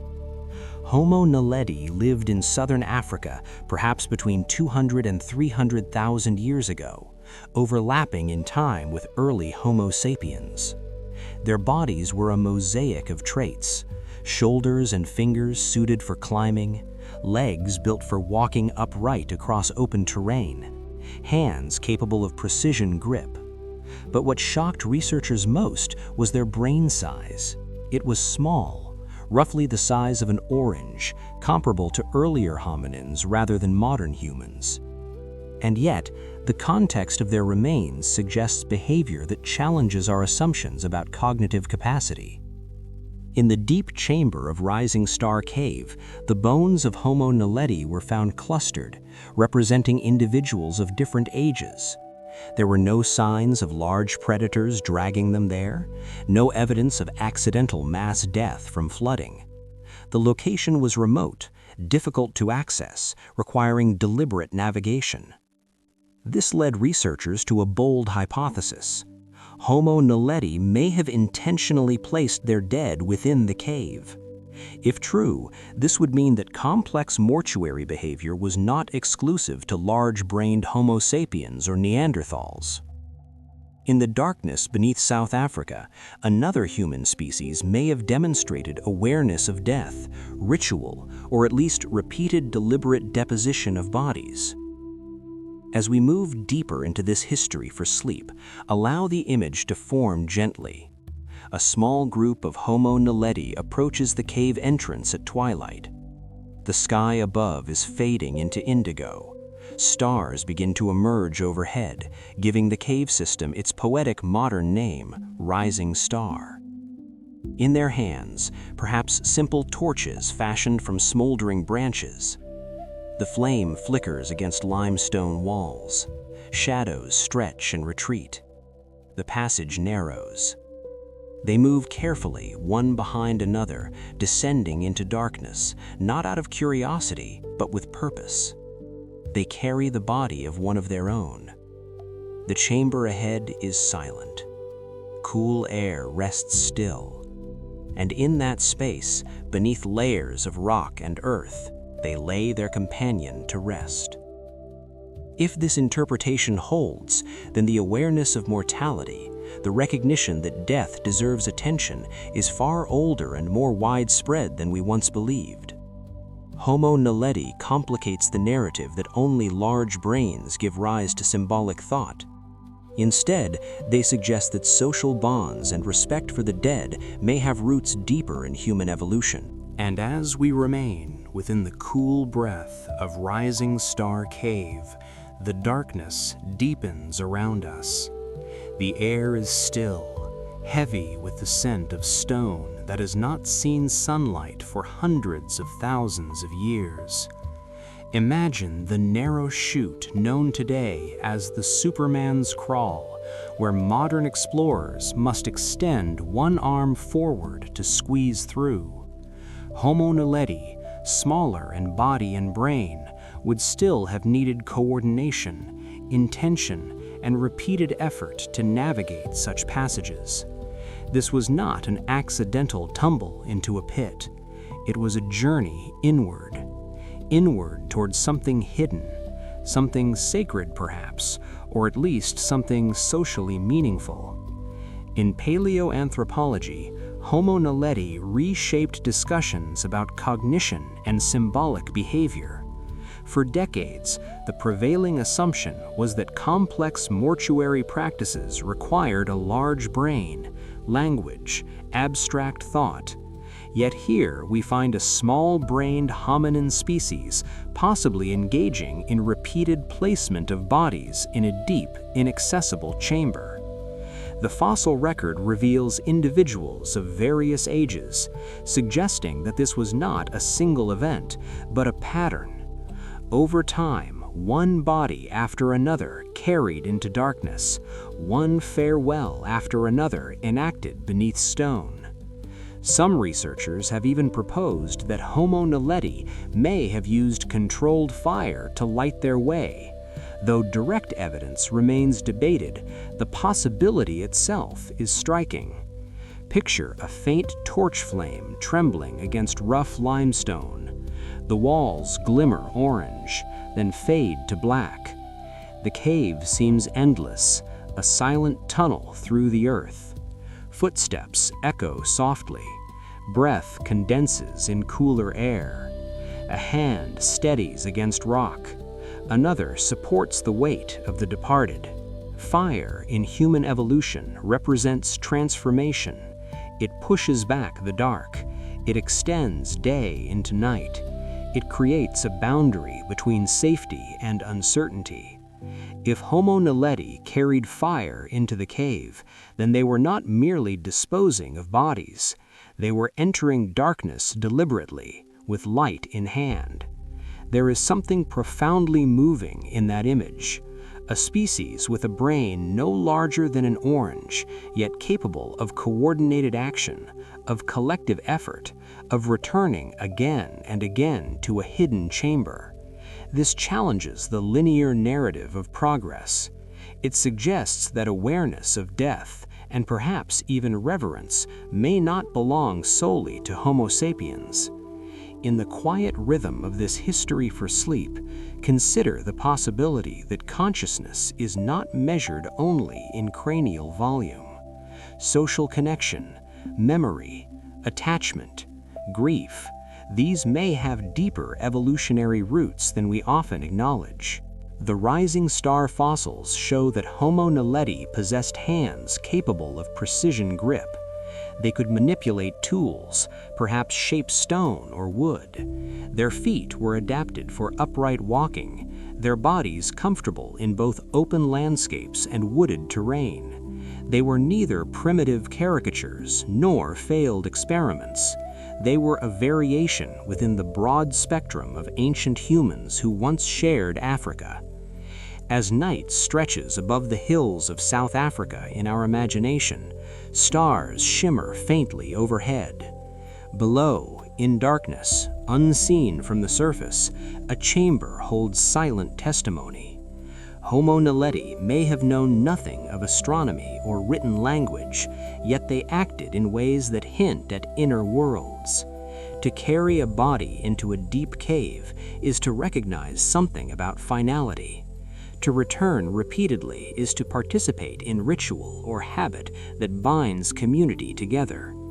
And so the star people earn their name, not because they reached for the sky, but because beneath it, in shadowed chambers, they confronted mortality. And so we remain in the quiet chamber beneath South Africa, where stone has held its silence for hundreds of thousands of years.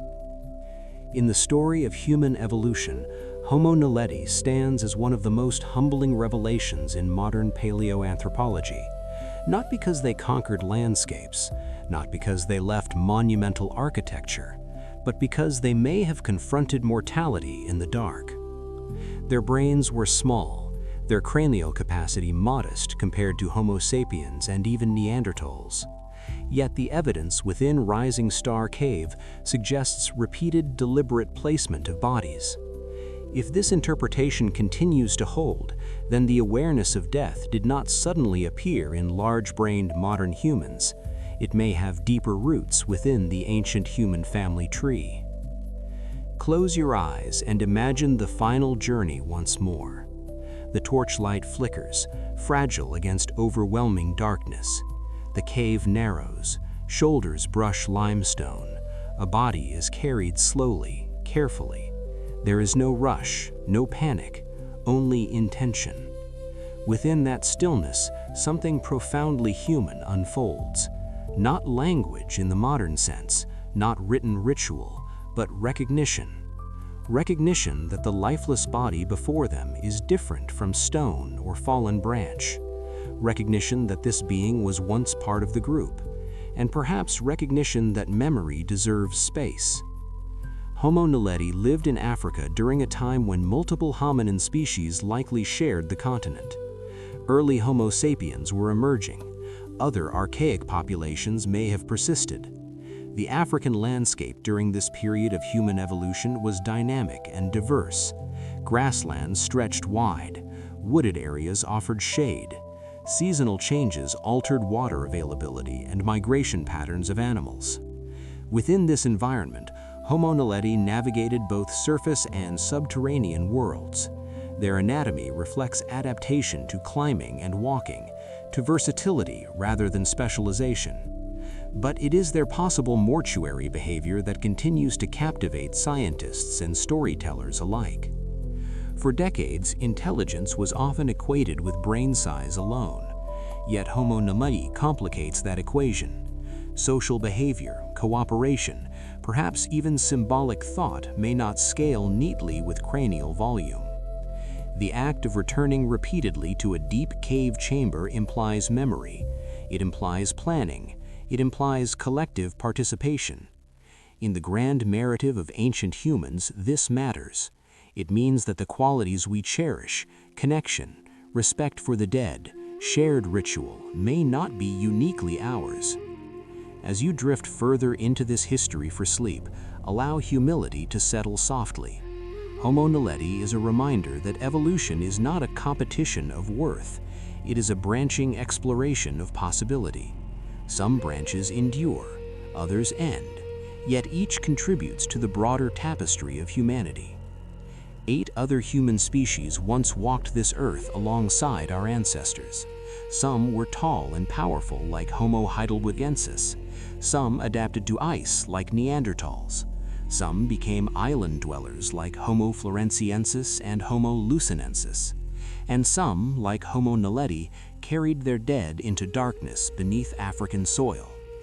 In the end, they vanished, not with spectacle, not with dramatic collapse, simply with time. Climate shifts, ecological pressures, competition, or quiet demographic decline. But their bones remain, resting where they were placed. Beneath rock and sediment, they wait, and in that waiting, they continue to speak. They tell us that humanity was once plural, that awareness of death may have flickered in small-brained skulls, that reverence may have existed long before civilization. As night deepens in your imagination, picture the sky above rising star glowing with distant constellations. Beneath that sky, deep underground, a chamber holds ancient stillness. The star people do not reach upward, they dwell below. Yet through them we glimpse something luminous, the possibility that the human story has always been richer, more intricate, and more shared than we ever assumed. And now, as the darkness of rising star slowly softens and the memory of ancient footsteps fades into stillness, we arrive at the final chapter of our long journey through human evolution. Across Africa, long before the last Neanderthal breath in Europe, long before the Denisovan genes blended into mountain air, there lived another transitional form in the human family tree, Homo rhodesiensis. Sometimes called Rhodesian man, sometimes grouped within archaic Homo sapiens, sometimes linked to Homo Heidelbergensis, this ancient human stands at the threshold between worlds. Imagine Africa 300,000 years ago. The landscape shifts between savanna and woodland. Rivers swell and retreat with seasonal rains. Herds move across open plains. In this dynamic environment, Homo rhodesiensis walks upright beneath a vast sky. Their brow ridges are pronounced, their faces robust, yet their cranial capacity approaches that of modern humans. They are neither fully ancient nor fully us. They are transitional, a bridge between what was and what would become. In paleoanthropology, transitional species often unsettle neat categories. They remind us that human evolution was not composed of clean breaks. Instead, it was gradual blending, overlapping populations, subtle shifts in anatomy and behavior. Homo rhodesiensis may have given rise to later Homo sapiens populations in Africa. They may also have contributed to other regional branches. They represent a moment when the human lineage was still plural, still experimenting, still diverse. And yet, as we trace the fossil record forward, something changes. One by one, the other human species disappear. Homo erectus fades after nearly 2 million years of endurance. Neanderthals vanish from Europe around 40,000 years ago. Denisovans retreat into genetic traces within modern populations. Homo floresiensis and Homo luzonensis end quietly on their islands. Homo naledi rests beneath South African stone, and Homo rhodiensis merges into the lineage that will become us. This period is often called the Great Vanishing in the narrative of ancient humans. The question lingers in modern science and in quiet contemplation alike. Why did the others disappear? Climate change reshaped habitats repeatedly during the Pleistocene. Glacial cycles advanced and retreated. Forests became grasslands. Grasslands returned to woodland. Food sources shifted. Migration routes altered. Environmental pressure alone may have strained small, isolated populations. Yet there is another possibility. As Homo sapiens expanded across Africa and beyond, competition may have intensified. Not necessarily violent conquest, but subtle ecological displacement. Slight advantages in cooperation, language complexity, social networks, or tool innovation could have tipped balance. Human evolution is often less about dramatic conflict and more about demographic momentum. Larger, more connected populations simply endure longer. And so, the map of ancient humans narrows, diversity contracts, branches of the human family tree end, until eventually, only one lineage remains widespread: Homo sapiens, a last human standing. But this ending is not a story of simple replacement. It is also a story of absorption, of blending, of shared ancestry. Homo rhodiensis does not simply vanish, they transition. They become part of the genetic and anatomical continuum that leads to us. And so we stand at the quiet threshold of the Great Vanishing, that long, gradual narrowing of the human family tree. In the grand sweep of human evolution, extinction did not arrive as a single thunderclap. It unfolded over thousands of years, sometimes tens of thousands, subtle and uneven across continents. Climate oscillated. Ice sheets advanced and retreated. Sea levels rose and fell, reshaping coastlines and isolating populations. Forests thinned. Grasslands expanded, then reversed again. Each shift pressed upon ancient humans in different ways. Small bands living at the edge of survival faced harder winters, scarcer prey, longer migrations. Some adapted. Some merged with neighboring groups. Some dwindled. When we consider Homo rhodiensis within this vast story, we see not a dramatic disappearance, but a transition embedded within environmental flux.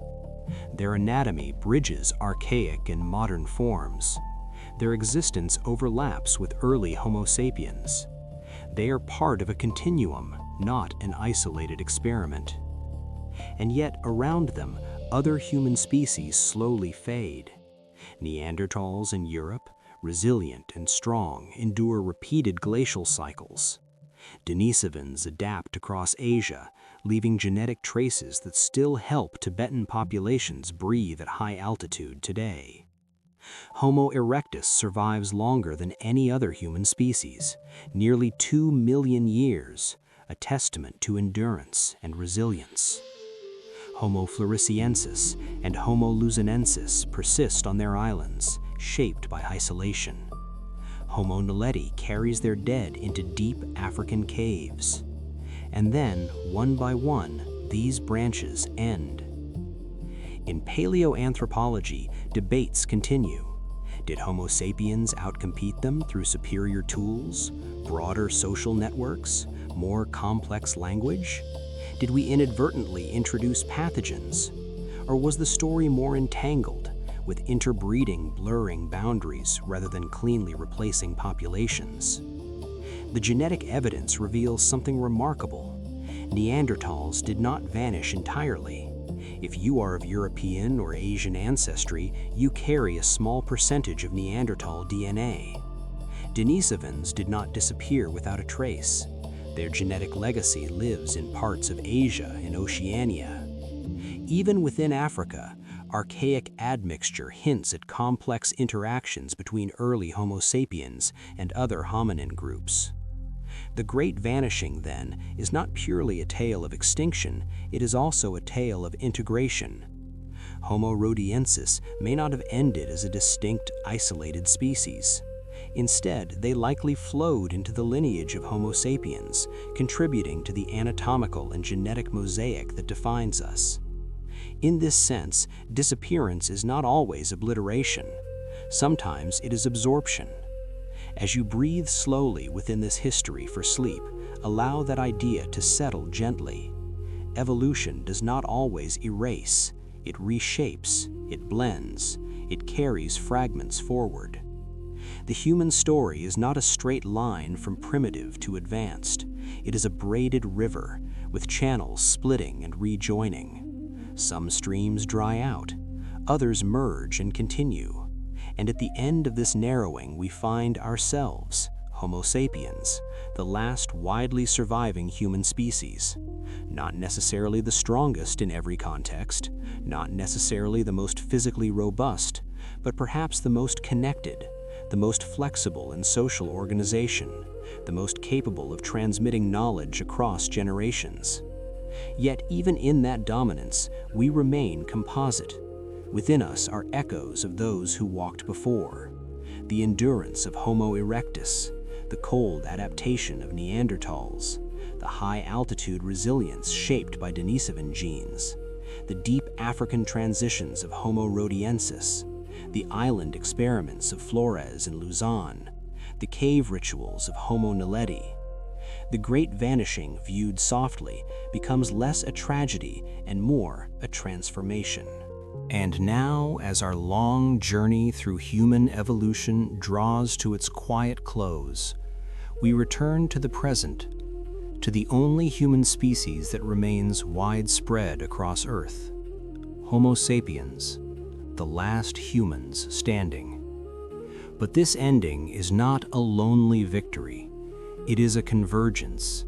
It is the soft culmination of millions of years of branching, blending, enduring, and transforming. Across Africa, Homo rhodiensis gradually merges into early Homo sapiens populations. Across Eurasia, Neanderthals interbreed before fading as distinct communities. Across Asia, Denisovans leave behind genetic adaptations that still echo in the lungs of highland dwellers. On distant islands, Flores and Luzon once held their own human experiments. Beneath South African soil, Homo Naledi rests in silent chambers. And further back in time, Homo erectus walked out of Africa and mastered fire, becoming the great survivor, whose resilience shaped the path for all who followed. When we look at the fossil record through the lens of modern paleoanthropology, the story of ancient humans is not simply extinction, it is inheritance. We are not a replacement species standing atop the ruins of others. We are a mosaic. Within our DNA lie fragments of vanished worlds. Within our anatomy lie traces of deep African transitions. Within our physiology lie adaptations shaped by ice, altitude, heat, and migration. The Great Vanishing was not an abrupt erasure. It was a narrowing of diversity. Climate change played its role, reshaping ecosystems and forcing adaptation. Competition and demographic shifts influenced survival. Cultural innovation and social networks expanded the reach of Homo sapiens. But the others did not simply fall away like defeated rivals. Many blended. Many contributed. And even those who left no genetic trace still shaped the broader evolutionary landscape in which we emerged. Now only one human species remains. In a purely biological sense, humanity is singular. Yet in a deeper evolutionary sense, we are plural. If you carry Neanderthal DNA, part of Ice Age Europe lives within you. If Denisovan genes help regulate oxygen at high altitude, then mountain winds still whisper through your blood. If Homo rhodiensis stands among our African ancestors, then transitional faces from 300,000 years ago look back at us from the mirror of time. And if Homo erectus once gathered around the first controlled fires, then the warmth of resilience is embedded in every human community that endures hardship today. So as you settle into sleep tonight, let this final reflection unfold gently. You are not alone in history. You are the continuation of many lineages. You carry the endurance of Homo erectus, who survived nearly 2 million years. You carry the cold adaptation of Neanderthals who weathered glacial Europe.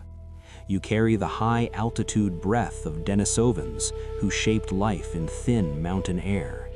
You carry the deep African transitions of Homo rhodiensis. You carry the island experiments of Flores and Luzon. You carry the quiet ritual awareness of Homo naledi beneath African stone.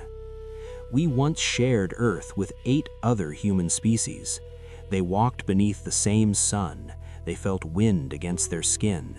They watched firelight flicker in darkness. And though their distinct forms have vanished, they are not entirely gone. They live within us, in genes, in anatomy, in resilience, in memory. Now only we remain as a single visible branch on the human family tree. But we are not solitary. We are the woven threads of all who came before. As the night deepens and your breath slows, let that thought bring comfort. You are the living echo of ancient humans.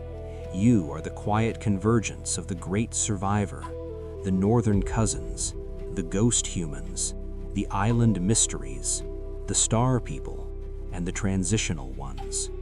You are not merely one species standing alone. You are the last chapter of a vast shared story of human evolution. Rest now, sleep gently, and remember, you have never been alone. Good night.